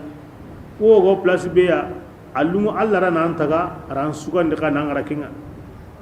kem mo bani ani alla farin nyuma ta on kan kem mo ya allunga rana yuma to nun taga ari sugandi ka ni nya Allah farin ni motonunga nan tongon ke Allah farin aw ke modi wuce ke no gondi Allah farin sare na wutu kenga wakati be go kendi Allah yana taga allungo Allah ra ina kun kamun na gati sine sugandi dina duna tagen sine suka mandenga Allah farin ga sare kame sine be himbe go tokkini kenga himbe go tokkini kenga himbe go tokkini kenga Allah ra kun kamun na gati sine sugandi ni haso duna wu kuten suka mandenga ke digami aw talaqin hosudi andalu Allah na himbe taga aw ken taga na taga honu kudi ga na himbe sugandi aw ken sugandi yomo de ko mena idu kullahiya andu kullahiya angane ke famu haqiqa nyimi an wallahiya na hin suka mandendi alungu taga ndana nda ana taga wa ala sugandi ke mo gadi ka wa kenya nyana kebirenga sugandi yenga o kemgo yadi aw angana kem fam kebirenga angana himbe nyana anna aw sugandi yem mundu sugandi yen kama maka kenni koy Allah subhanahu wa ta'ala kinya sawuni Allah sallallahu alaihi wasallam ashaba nunti iwa kunno dangani sahaban wa kunno da ta yi ikun karamundini sugandi mundu nya Allah maka koy mo be agawi karamun ni qur'ana suranunga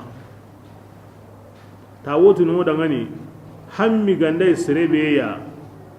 anda sugandi mundu sugandi en kama maka kin Allah wona tikenda istikhara na armukan ya wuri ni sugandi mundu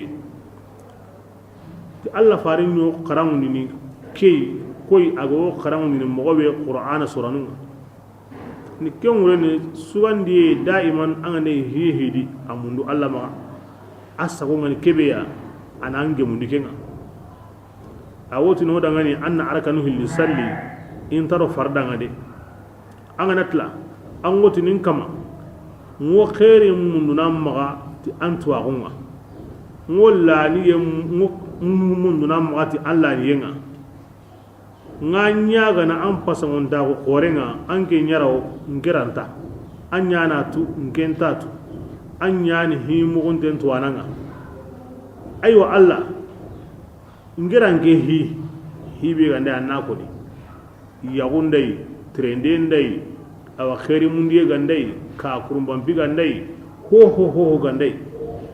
annati Allah ngirange agandai khairinga wadi ndunadi ndinandi mbira mogondi mpi lagarendi mpi tayendi mpi dallantendi alla kutinda anna newndinda anga watu yimmaka alla ngirange annan poge togonko nge boni nyaga wadi ndunadi lagaradi ndinandi mbira mogondi mpi lagarundi mpi kurumbandi mpi qasendi a alla nyilla bakai anna yilla bakinga anna khairi la kutinda khairi nga wonno ko noko annin ke dungendi ka ti kella halay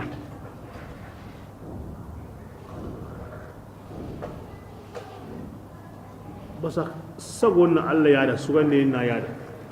an sagonda sagonga nagim awni an sagonni me ga ita sagonga ga ana khairi kinanga nokobe nan karande ba kan galega manmi ba bukiya wurin al-istikhar a wurin khair mundi Allah gara bangandi sagonni ke yada sugandi ni ke yada wa kebirenga an sagonda an sugandi mundu Allah ma ke sabura Allah farin sahaban nyamar ne tay na mo gon kida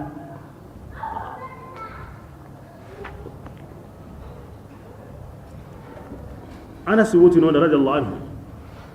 ati ko de Allah farin ati Anas dina ati hi wahamin na liga an sugandi mundu Allah ma ta nyiro an na kenya an yi minan du hay mo be gandan minan kebirenga Allah hay gara ngara kenya kam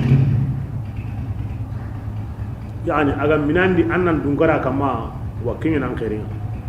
aga minan diga annan sigina aga minan diga anna togono atogono ana sira akoda ke mo ngas serebe gandani anganta aywa ayanu ku hilli be ga ko sisa kunyan siri qarne arakanu ko hilli nogondi serebe ganta kentu kendi araka han al-fatiha halle an naqul ya ayyuha qara hillandi al-fatiha halle an naqul wallahu qara o haygara diganga be ko serebe hakay ganta to ken qahana de an ngana arakanu hilli salli qul huwallahu qul ya ayyuha araka hanandi hillandi qul huwallahu anatla amotin allah sugandindinda anna khairi minda allah sugandindinda anna khairi minda allah ke hiwinge maga ngo sugandi mundu na magadi ngo khairi mundu na magadi ko wasata ashatu ken konni tira riga ihawa abubakar ya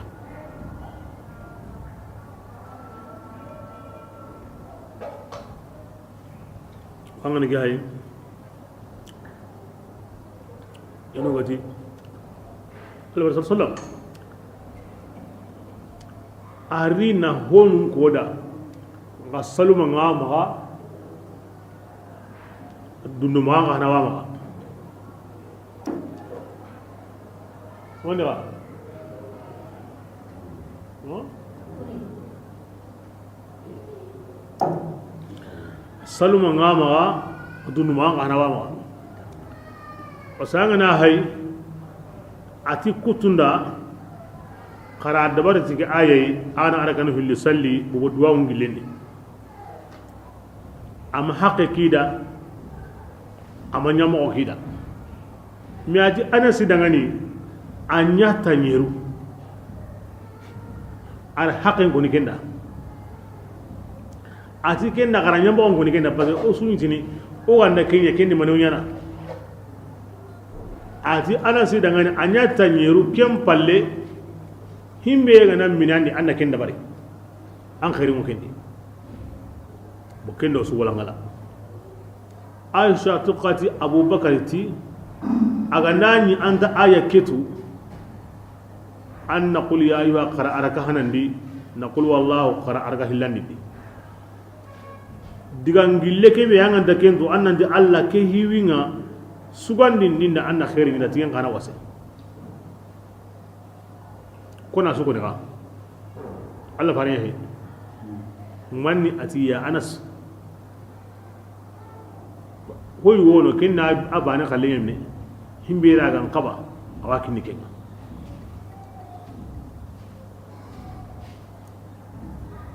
aisha to qalle ke bi gari abubakar gai arari ga Allah farin yi amma ken hana kun anas qara nan di Allah aya ke haragunu qul ya ayyuha qul wallahu ya nan dallo duwa gulle ke haragunu allahumma khir li wa khtar li bele o ko ambudo abura gasirenga o kura su dora sumu mi ona tunudo ke abate nanti Allah sallallahu alaihi wasallam to agon sufu dingrani ayay saluma ngama horba ngama ay medran kalemu anas warisu Allah faran anas qilina hokina baniya man sabuda ar Allah faran khidima sino tammi anas ma yana kin Allah faran daga bire abiran daga karana abba ne kan yi mama sino tammi Allah faran gonno kono ko wurondo kiye kando gunne fi silmi wal harb awra bate ke sawur Allah faran gar ho gabe kin anasiya ki anasire mingen imam malik radiyallahu anhu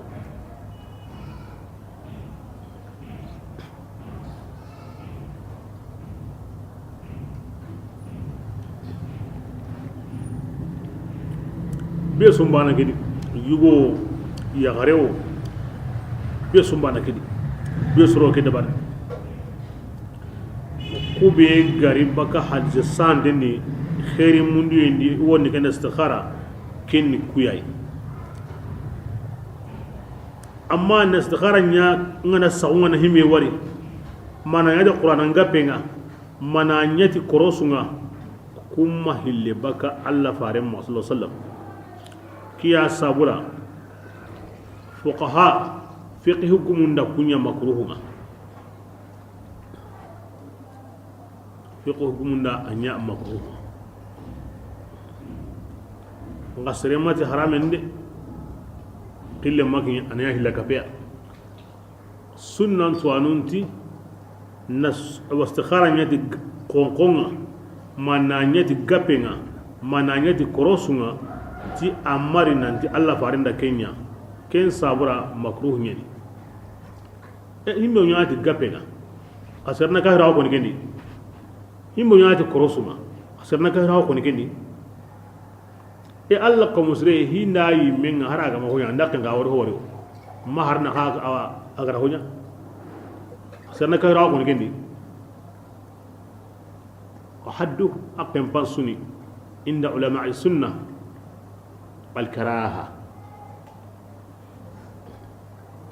سنة العلم نمغا كنا أقيم بانسوني مكروه نغني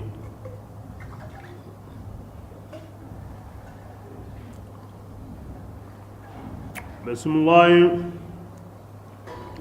يا رسول الله يا كمنا يعلم ما أو هندم يسندم أو كم مغنني أو هندم يو كم بانغاني تينينونا الله تعالى يعني كمننا تمباتي تمغاندا ما غاندا الله تيغاندم الله دغني أيوا دونادي أرو الله خردي كي تتلمون دم الله يا دغني أو دونكارني فونسو كوماندي تغهون موساغن إليك الله تعالى يا رسول الله قلنا نتين مكان كندغاني قرن خواري الله تعالى نورنيا أكما نانيدو ماني يلي من تكرنا فيو ناوتو لنكي ملاغرا كوتا خانك مني باريني كنغن الله تني كنغا ورني أغاي تقرأينغا آغو برين مغبي آغو سغنو ننجاوندي كنا قرأينغي نغاي أفلا تسمعون أغان تكيمكو أغان نهلا كبتغنو ننتي قرين كمان الله الناس نيورونا كنا قرين كنيوغو قولي سلسو قول يا رسول الله متني دغني قرين كباري الله تعالى نورونيا nahara anda kiyenya aga kamma nanya kiyedu mandenga na udullengi amalla gara kota na suya kiyenga uron tarno fiyo man ilahu woni kamane ya kenga ni Allah tanay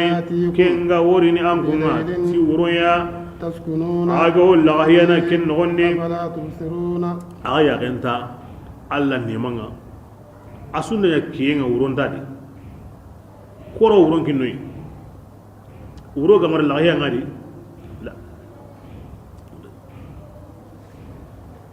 ala kuray ala kendo mu kello medi na bite na kendo ngalulo medi kuray nyani an ne kuray ni an ho walli nka an to ko yumuko bianga ne bite ni an ta ho walli nganga ne bite ni an ho lati mu kum ko parce que anya kan to ko ban kilungo day min qur'an kan bagni yoy قرآن بليغ بسم الله أو قل لي الله تعالى هنينا الله دورنيا أغدغني وصابر أنا أيوة يغرسي ورني أركين قكين أغي وصابر أنا مورني فسمون داغونا أنكونا تشكرون أغني من كفا نيا ورندو كينا كين نيما خورني كيندي أن هو اللي أنه نيا ورندي النار الله هي النار يغرسي بسم الله يا رسول الله إنك وتن سما الله كبي كمونو أنا تيدعني كقبل منقا كقبل منبينو أنكم غنيا كن هنك برونكني كقوتان غوانا شيدا بوغني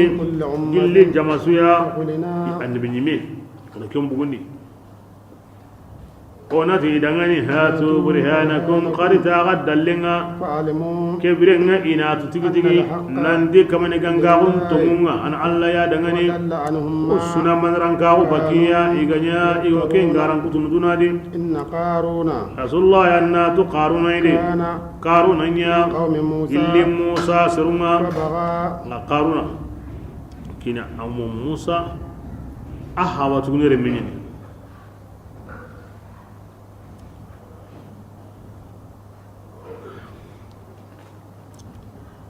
موسى ابن عمران ابن قاهث قارون أرو يسهر أو هابا قارون أو إسو كهمندي إسو هابي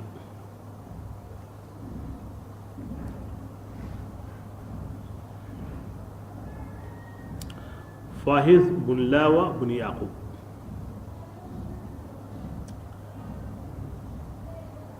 asriŋe a watuŋe remeñen amma tugune remeñen kana min qawmihi tañere serebe musa gari sugandi gunda lemma gunda a taqe kundi ar alla digan kanne mugo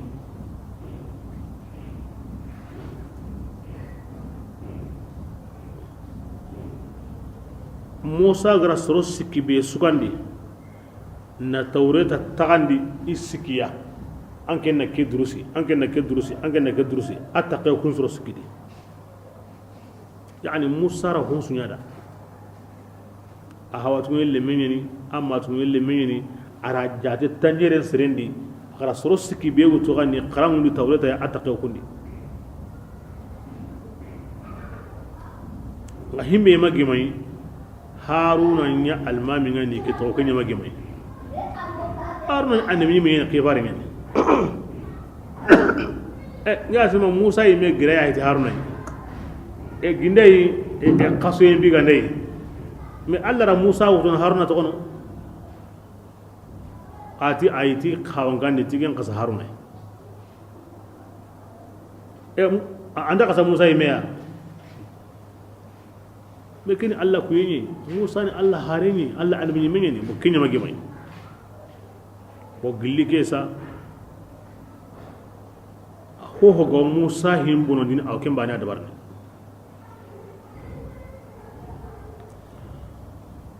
bismillah fa ba'a alayhim qala garinya nakamo alla gari fisqini kamade dundorahu aru wurginta ko mundiye aru kananga kon kani وآتيناه aw billa dundorahu nga musa tibbe suna ira men kampendi alkaban qote makaran karan takade ara sibire kahiu ira men suya daiman da musa ganda kebe ko zaina ken sori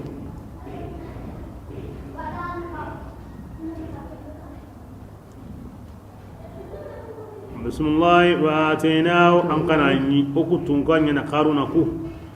gilli naburen kumunga adubane be abayille mumbane awo qotono jaman dangani kengani jama sembendenga yani kona kem paket qaruna nabure alla ra amma an kutunya ko atin naburen bahillime mbane asawran bahillime mbane lilikenye e kona ken nugur hontu kedi wa iki alla da kinya da ida annagamuni awa ayminya sireya na haram parundi ida nya sirei akanne nyigali ida nya tuwana qaruna na wuri bahille munyi megenye tahana alli kenga qoto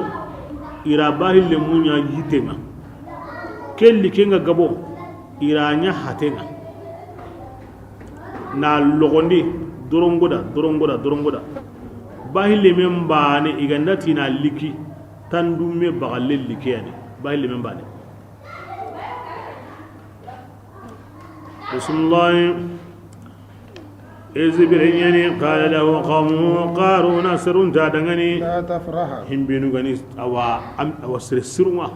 ikarungo bani israel ita dangani iganda wari immo kono kuya wotna dangan la tafrah maga dagaran karanya kali de anna to Allah taala anta dagaran karanya kala munda de وابتغ الدار wa munda amma anna kanya mundu الآخرة akinga ni la gara kanga na burede Allah gara kenkinanga kinya mundu ari ولا تنس wotina نصيبك dangani maga mungu anta kenga anta kebe godunare de وأحسن wotina dangani surondi kata Allah ko munga ما أحسن الله wa Allah na surondi kata nga wa qabanta na wonda Allah ko mena awrina surondi kata surama Allah na surondi kata kurni kiji to Allah gara himbi nya sereda koro ke meyana nanzi anya ko Allah gara nyanda mo bella anya mo Allah na nyanda la shakatum la azidannakum bismillah ولا تبغوا ina ta daga ni ma bonun de mundu munyendi tu kutayenga Allah taala anta bonun nan munda de ni ko ko nada ma ga dagaran karanya gali Allah gara himbi kinan Allah gara munda de maga mungu anduna takebe gora dambate lagara surondi taga honu ngama Allah na suro nyanda maga bonondindi Allah da bononde munda ad asru ni ka ko nada himmenu gani asri ngine manuwa Allah dun ko be woda bate ni ka ko nada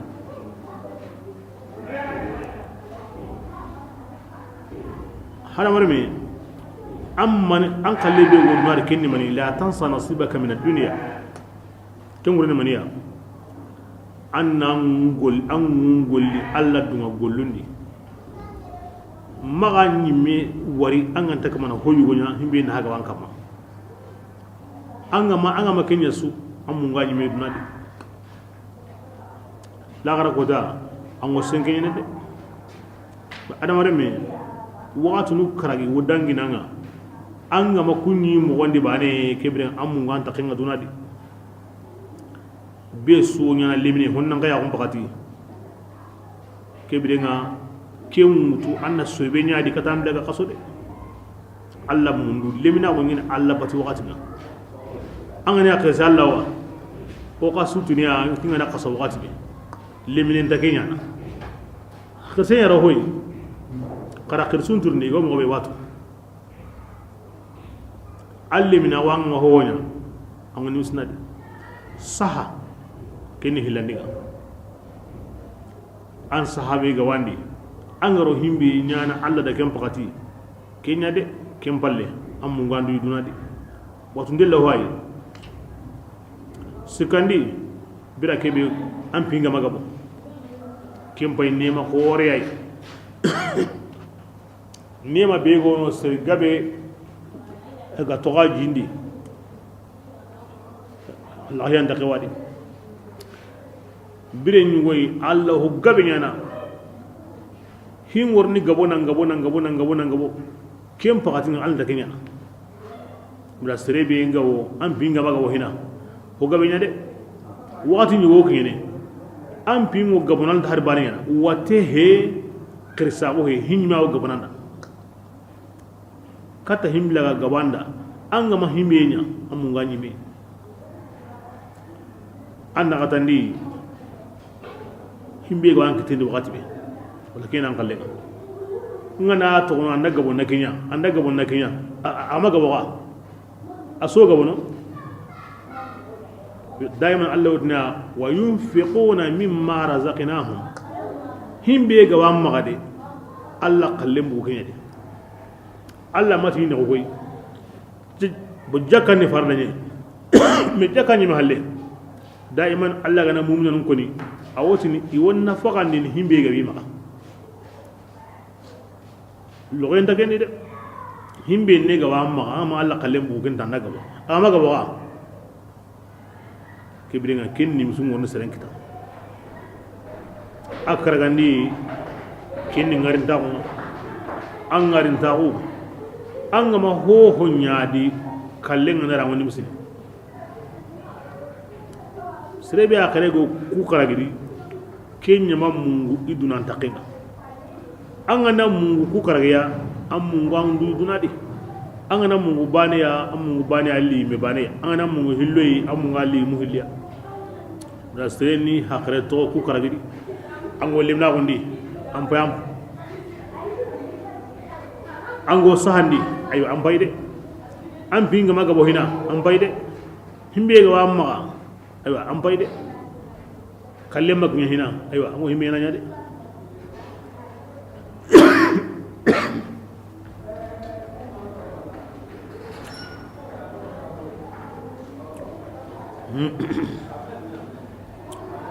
بسم الله قال عندك وقارون اوتني مني اوتني إنما أوتيته idinge na burege kininga على علم to awa kamma kimi ngema an kya koni an gunta Allah suringera na Allah kallenya di na Allah garamundu Allah ma suringera de nge to awu ngina kininga ya subhanallah basa Musa do Haruna halle aya nyigan tu dabbe suya dan adamure ko indati kanu Allah maka hotana ko kindi an gara hoko bane woti Allah ga baka hamod gam ko ni sire gara ngajuta an to ko do ken wajunde ya halle an gen hungume ila Allah kallen ka anda hungume ko wana kebe nya a nge sobe ngana kininga de nge golle ngana kininga de ndanga site ngana kininga de nge tuwa ngana kininga de anda de ambre ko kon tu ndanga ke mangalle ke be kita kon golli ndanga ke ma me kita kon na ani siti ndanga ke mangalle ke me kita o ma de sere ma golli de mutanna ma na ani siti o ma te ma tuwa mundu nka warani nyon golandi kunta ho kinanga Allah ma himbe kinanga bismillah أولم يعلم الله راجابي يلي أكين قارون ماتو إن شاء الله تعالى قد أهلك من إلى يمو هلقي أكين قارون كاني يلي جماندان جندونا كن يمو قد السنبي دينا أكين قارون إن قبان نابوري كهمان ديني ولا يصال المجرمون إنا قالا التي إكمانيا إيغا وقولي بنيغانون ترنيني إجرمو مغادي ترني مغو بيغا بيكسندين إندا كي كمان الليغا iga wan tirni mo gobedi an chorni ade ni ki ganin digame ki gan qoron da qaruna khalle ti ko mudangi iga ra himbe nya kunda ima kimme nya qaruna la iga na bude be kini yema me kini iga ma dunge iga ko masuruna ri halaki lengi kuna qaruna baka lengi alla qati ila honu halaki iga barak ko masuruna en ko to qaruna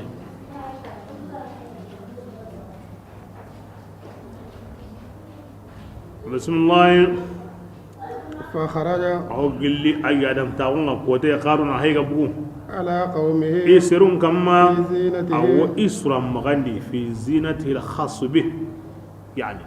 كي قوتنا أي مرة كلور نواكو إذا دبر أنوندا إذا كن دبرنا إنفورموا أرتان كبيو ونسره نانيا يرام بوسنتينغا كن تهانين نسرون غرا كن غادي دونادي ayime yagambane kamusiki kosinne kamusiki kungoro atatumpilia yiran kullu kunga iwo sinun kama na akrege na maganyetu ti dibaji dumbenga ayime obagalle kullen kama ahine akore nangaba ahinenga kangen krege ngara anaganendi na ko hadu men zakadi ken abane jamanga himbe godi bate li an li da meli ko be dadi ati fi zinati ay megra kuluru be sugandi agara mo be sugandi bismillah قال الذين ken ko tanga jamanti يريدون ko be no الحياة muru ni ngarin ta kuma ken de pegani lagaran piganti tubare ni himinu gati dunata يا ليت ke ko tanga kuntu ya leita oranata lana mislama hum min yahudangani igara ken kin qaruna dunadi إنه qaruna لذو takke حظ kamanyani عظيم. agabenni de amma Allah la ko rinyada Allah na kembe kino kuy فقال الذين kiga ko yemundi jabi igara to awun kin kunga لكم himbinu ga watu nan di qaruna kallike allam pigandare har bane he iti bonenga kada de ثواب karatu الله Allah baraje la gara ayam pasa لمن kengo sere dangani aga tongonni aga golli aga golli sirenga amma qaruna anta kamana golli sirenya anta kamana tongondi muna hagini kama akalle kemenata sirenna sirenya na burenata arna mekini nga qarna sire he Musa qonnengeni wa muna hagini bismillah ولا يلقاها سيندا لا غرق اللين جمال لماونو ما غندا صبران ميدي اما قارونا مصبري فخسفنا الارض جكان غري موسى راس هلما جكان غني هوتيندي على كل حال سلوهن صابو دغني موسى راس هلما يجمو منيدي اشرب aha kamesu bane ati widu hayni aga diga ara jatem buguni na jatem buguni kamesu bane wala ugine sugo bane ugine jage bane ugine gore bane ara jatem buguni na jatem buguni agabo amakata o kya harni himon lisa orge kutun qalle Musa jaka rubu nyene ana buren tagani niya ndagatoy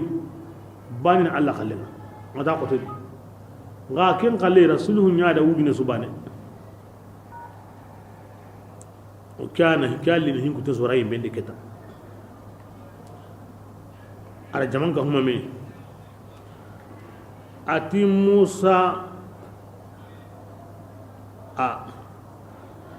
anya golle ma keta de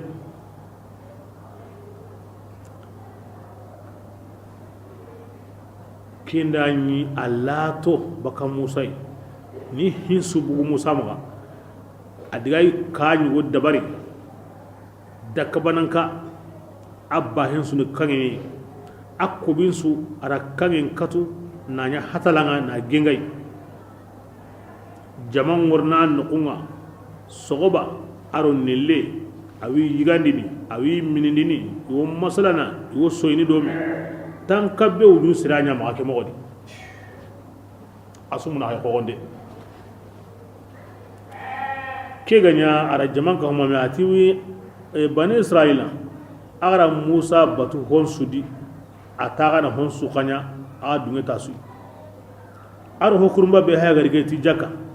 ana munna naga na burunya riga gaide awa ita daga ne an gin yana kirsin a wundi ona maniya a tinge o kibe ko naga daga ne pour on kisim Musa fike toranga hulani wono be suwa golle to sanga nanya ona musundo kinai ana garen sa Musa tari ke sanga ken koni wanda ke musu ken anda kenya bane jibango bakado Musa bate o la hiya na beso balai atin ngoni go himbe tuni ke ay e dayamon Allah ko noda kanan gabure ma atin kanan kinye la ta'ata li makhluqin fi ma'siyati al-khaliq tagaho aga tanna himbe nya aga tagandanan kutana makanya anyam pa wa yo anyam ma yo anyam kanan yo makanya an yano kanan ginga antimani ara hobure ngari ure igamadi ila yaren kiri igara kiri ila mogon ka dangane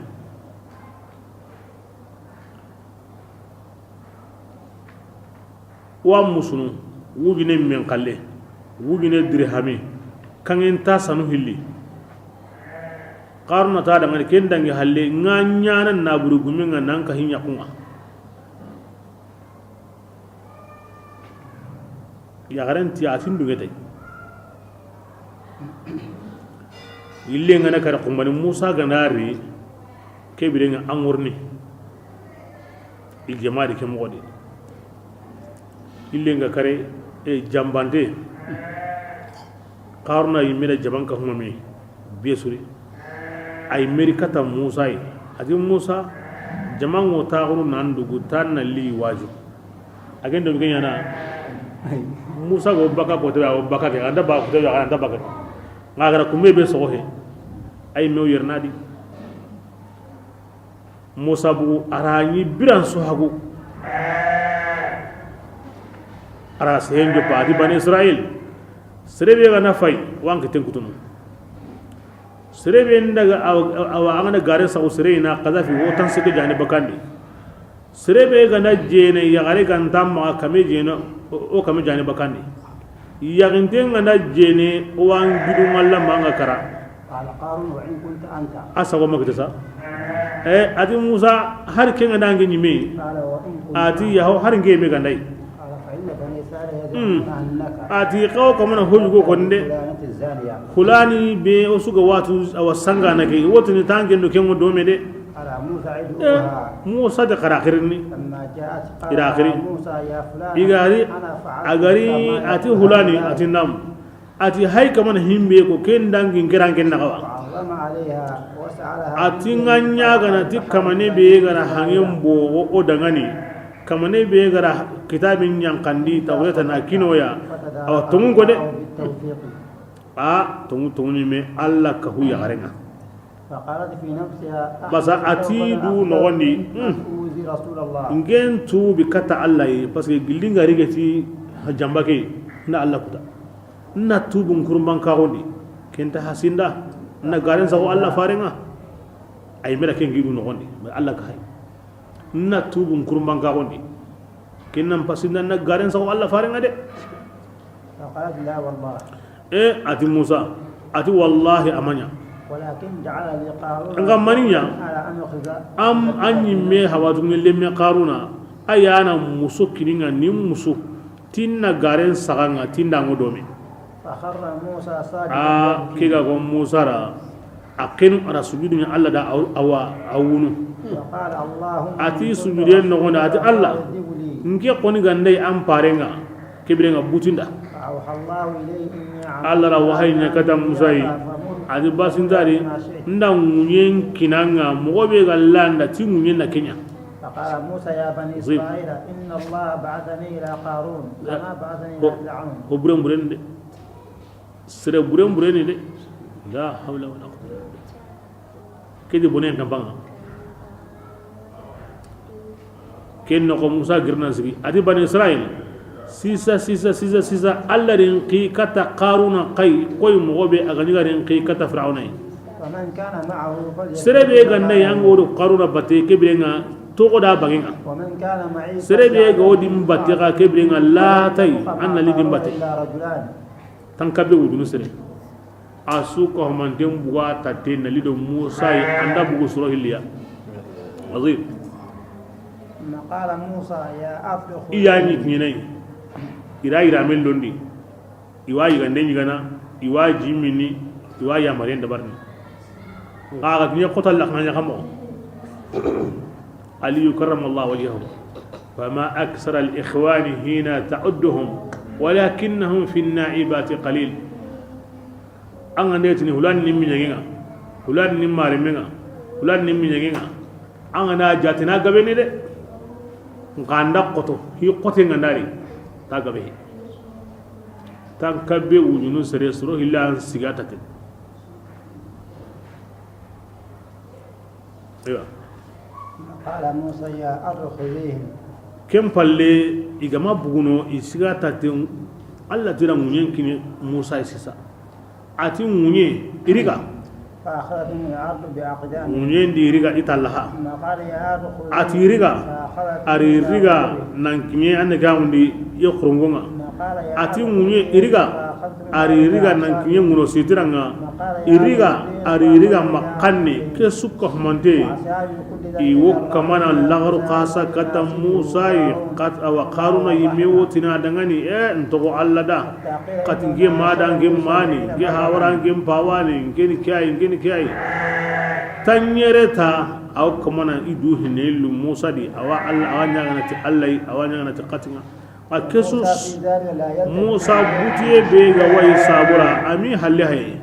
قال يا أرض خذيه kem balle ati munyen ni riga فقطع عليه munyen bihi kama قال قتادة qatara Allah ati وصفت به فهو يدعو anya kemmo godi kotasu awos awasirin siga yankana isro siki kotasu intak mine munyen kampanga na utuken kotanga malagara kota وفي خبر إذا وصل قارون إلى قرار الأرض السابعة sirunga konni sehundi إسرائيل ti qaru na ganda kinye munyam pati nyeruni ga kota be ti kengo gemmeje butu ngana futiyenga ما بينهم Allah subhanahu wa ta'ala hiyo ni wono makunya Fir'aun ken to jindi qaru munye da ken tunundi hiyo ni wono ken o tubul la ken so kono serenkan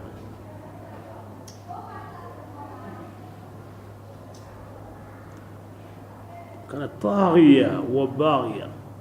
me kasri mani Fir'aun qalli at-takabbur كي قال البغوض وحب الرياسة والحسد قال لك ما يهم يا بتكينا نابوري إغرا واجو تكي بيا نابوري قلون سنواني دو واجو تكيني أوكي ما صعبة طيب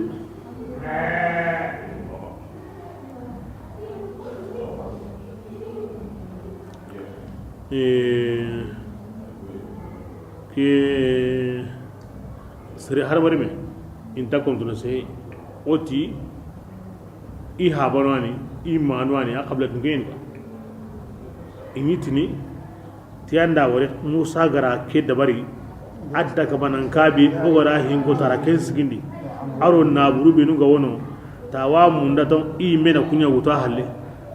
wa sanda kun zo daga me ho gane ho go konni ken sabura har sa Allah ga tira mun yankini Musa yi har Allah ya ga an na gurin su ko mun den ka hanan diga mun yangu kuma ai mi ga diga mo be na kin mo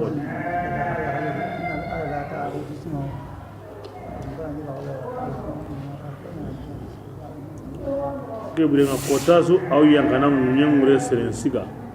ko ko himbe tunan kasoni Allah ko musru munyenta kunya yigal me qaruna konni Allah ko mubrini kibiranga awa qarle mun lo me zirikni tikiya nanti kanka hirina no munyenga nda hateni gal malum atun demo Allah ko musru nya munyendi hateni gana me sere buran koni ken kono nya na honsu tabane kibiranga nan sauke digame kamba an woni qarun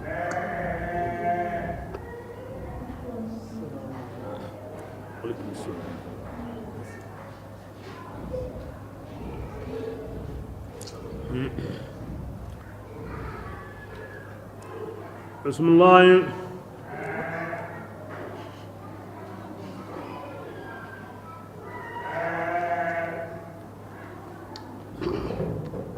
فخسفنا الأرض ولا غري ونين تنيني في قارون هي أرتا كاسركيا أمانيا كلي جماي كينغا قارون دغني إيغا وادي منا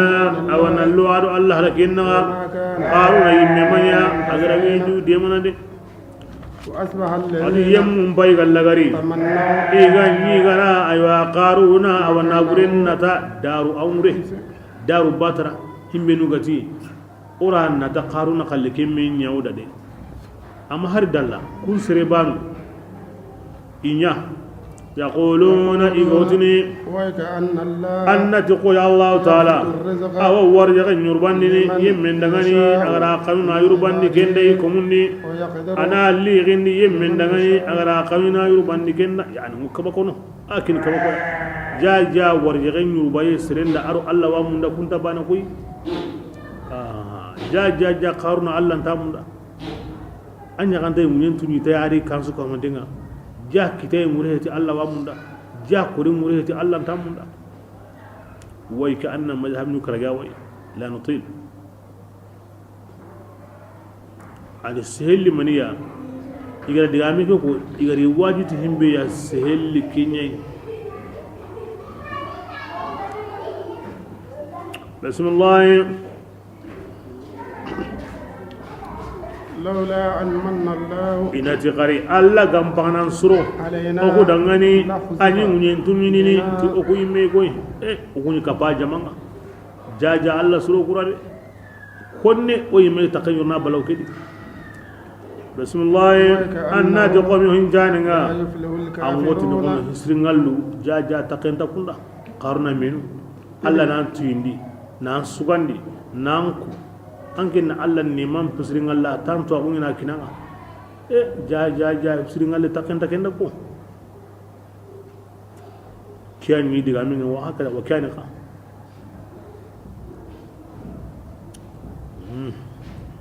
bismillah وكأنه تلك الدار تلك الدار كن مناسبة بيجو كيلو جام كنا تلك الدار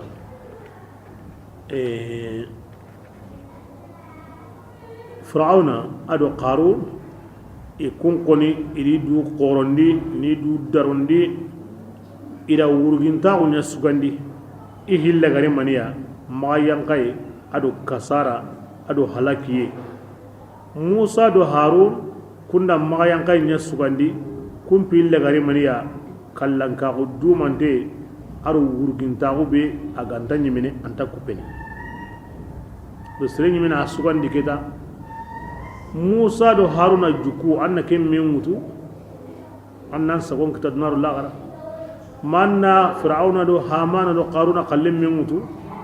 أن كفي نانكوري أن سكون نار لاغرا هذا التي تلك الدار كان أرجنا كانا كينغني كالاغرينغا أو كينيانا يمن دغني كونغان داورغين تاغو مندونو يني إنتا بنون دي مندونو قوي موسى قوي هارون أتي هل لغارو تيغاندينغا الله كنانو يدا يمينو بكانو نمبوغي بكا خاروني donc khana khalil lagari husrenga tiba lagara kamo kemo yadi duna lagaru mutene kemo yadi la to huburenga annan tinto Allah kuma surunga bismillah من adi yemmebe kengari ti hosire sirenga فله خير ho adangani agam pasongunta dinai angana hosire banenya tammu tanyere kamunyere wallahu yudaifu liman yasha Allah na hokka hamma himbe gabu kenga بالنسبه الاخلاص تكون المضاعفه قول سرنا أنا خلاص يقرأ بيجا واسون دوميندي كم بكينيو كباما بسم الله ومن يمن بيغا كن يمن غري جهو بورينغا إن دا قول بورينغا مبراجين جهو أسويا عملوا سيئات إن دا يمن مبراجين جهو إغرا قول بورين قول ما غاندا جهو ميا إغنيا إغو كن قول يعني قول بورين قول هر باندا كباي angara honne nya honne angara hoggabi nya hoggabi na golli siren goni a honne mo gabono kille mak nya hore innal ladhi ke aya bira ke be alla ga dunya farenda tambaga bana wandiga madina e ga bugu giden ni ar abubakar wurondi inta do kille imu kontinye ni ikini juhufa makka dum madina na Allah faren paigara kille ngari ke kille wala makka nsare yere nkoro yere mpaba din kisma debenya ni re kille ndandur wala madina pai kamana mbugu yere nan diga doro a balika nyangai ati muhammad Allah fare an deben tunda liga de ada an sare dan dan koro da ati na'am atun diliga malikan ta dangane Allah tinna kanda innal ladhi kamane mbe agara qur'ana yanqa illa kutu an kama ken qur'ana ni an saganda ken kamane ni an saganda nei katta an sagira ke yani katta makai Allah tinna kanda ibe gara qur'ana yanqa illa kutu an kama mai gara an sagandi dongure agallanda angoni yere nyankane ontadal am hardal sino segi ari aga lara mo be ari kelli mo gori dibenga lara mo be nani dibe mo ke mo gori alla ga tiwanya na wanya na de ha awanya abugunde akanunde amugunde abagabagante serebe ganda katarintai ahure mangarinte asage am har dalla sino segi himmenu gara bugundi anya ho gabe jondi adaronte ayidante atangante anyagalinte asagon kitante ucine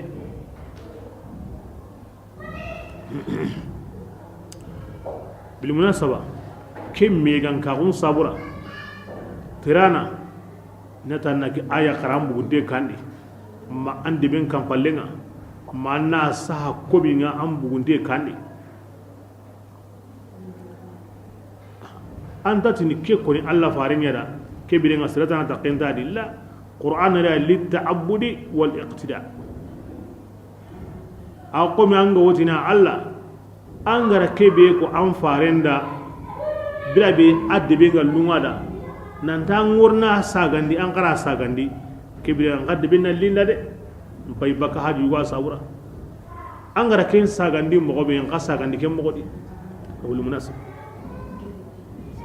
sura subugunde karanga na ke khara manda saha mandi ben kampalenga ma Allah garan sura sagandi innal ladhi farada alayka alquran laradduka ila ma'ad bismillah ya rasulullah ngen nanti ya ankam ge kamanya ni tuananga tiyemmenga kenyemme gari awati kandainga ayana yemmentu akenyemme kenga wasammindi kimbangandigani ina zadangani muhammadu ali tisammenga ati allah na kentu himbero kandainga ni maro sammenga allah na kentu وما كنت يا رسول الله ينكم ميا أنغنيا جيني نندي وقرآنا يوكم وهينسرني أنكم مني أراكنا عهين سابونا إلا أنكم عنا يا سيد ما غنيا ديمان دانا الكافرين كافرون يعني كي كن الله فارنا مبي أو كن بسرعة الله غرهوه نياندا أما توامو نياني أنيا هنغايو أنيا توانا يو أنيا درجة غمي يو أنيا كاننغيو amma ta munya ne kin Allah gara kebe nyanda de maganya anga kaira ude manata akwai Musa Allah gara kebe ko Allah da an gara nema be minda kin ne man ta ganya an sai de maga himma bunun dana Allah gara himmi nyanda khairiya ma kaira ude mata bismillah ولا يصدن رسول الله ما سجينا كبا بكى الله ينمغا بالي إغرا ينقلني كتمري كي كل الله فاري ما هو دكو إسلامي قرآن تي هوتناتي أي أقل لك تقول الله فارين تي هوتناتي أي أقل لك تقول ما سجينا إلا بكى الله خليك من مقصود بسم الله ودعوا أن سرون قري كاتان كمان باننا وما لا ربك ولا تكونن يا سير مغنيا إلا كبانا يدي أو الله فاري نعود بسوي دائما أن سرون قري كتا الله باننا وما دائما ما إلا كبانا ولا تدع ما معهم بطن كفا الله كنغني كمان تني أن نادو تمبتي تمغن كما غند الله تعالى أن نادو سوكا من دينا أسوء كل لغنا ما غند الله جاتي هون سرو كلا ما غند الله أو هون سرو كلا لا هون سرو كلا إطلاق لكل وإرادة البعض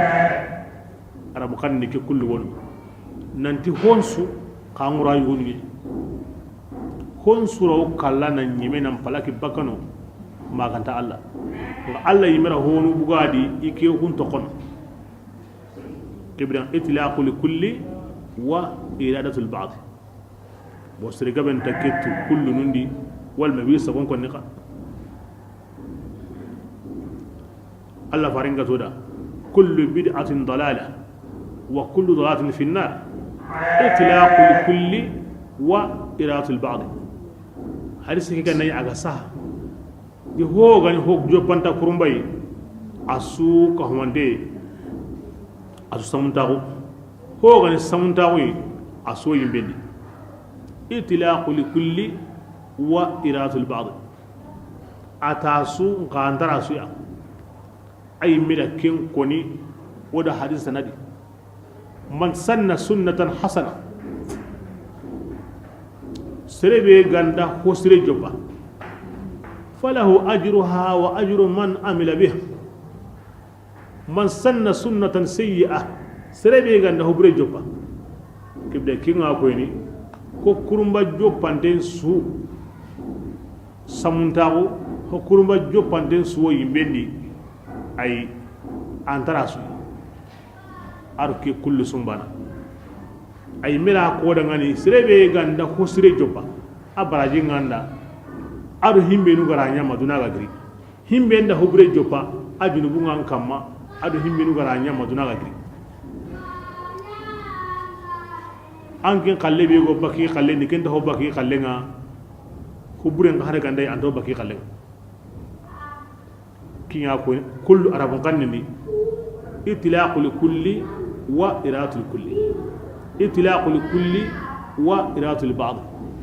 awono khari itlaqu li ba'd wa iradatu li kulli ken qawon nanti yugonu nani anguro be soy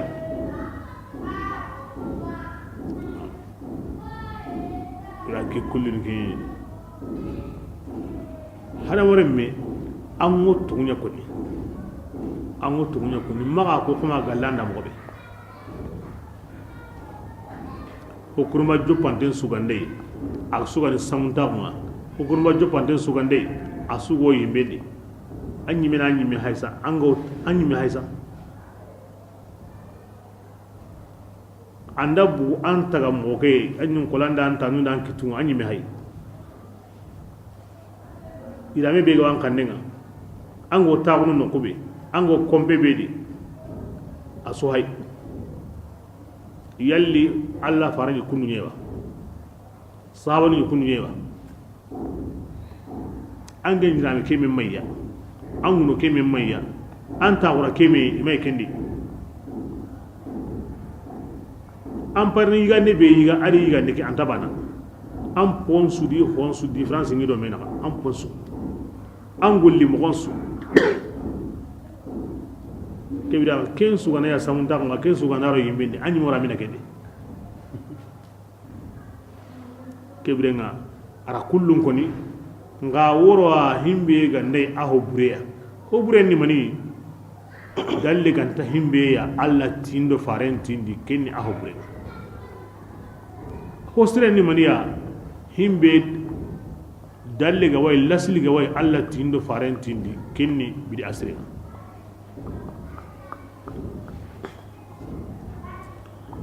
bismillah Allah hay gaji ke ati honsuro kallamiki me tafsirin mo anta ta ko nike modi on honsuro ni mene aro halakini ma Allah na'am kan haqiqa Allah yimira honu bugadi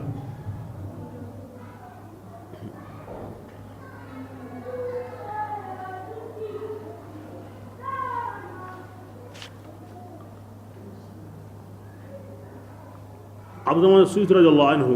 kinda segu ko ni ثمانية حكم البكاء يعمها من الخلق والباقون في حيز العدم هي العرش والكرسي نار وجنة عجب أرواح كذا اللوح والقلم كنا سيقو جاتادي أجلال الدين السيوطي أتي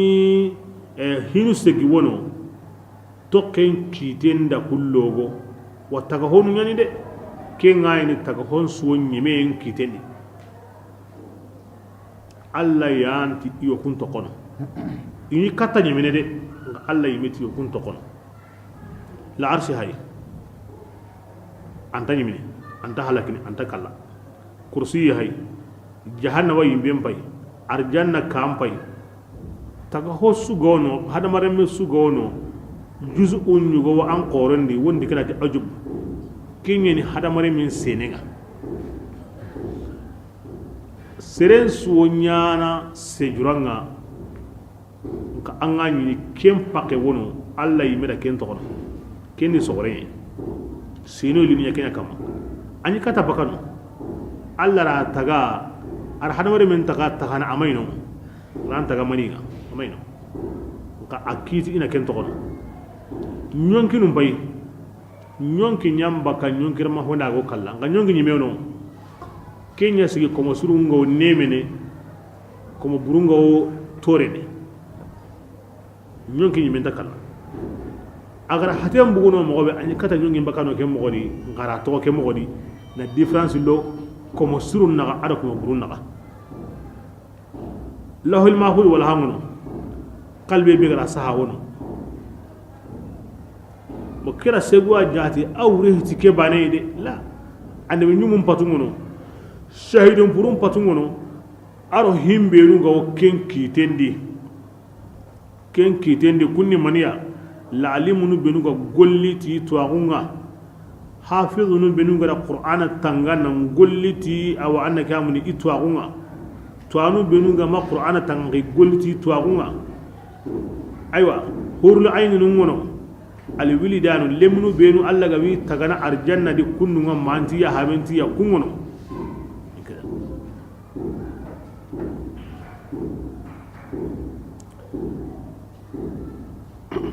أقرأ ما جوهر رضي الله عنه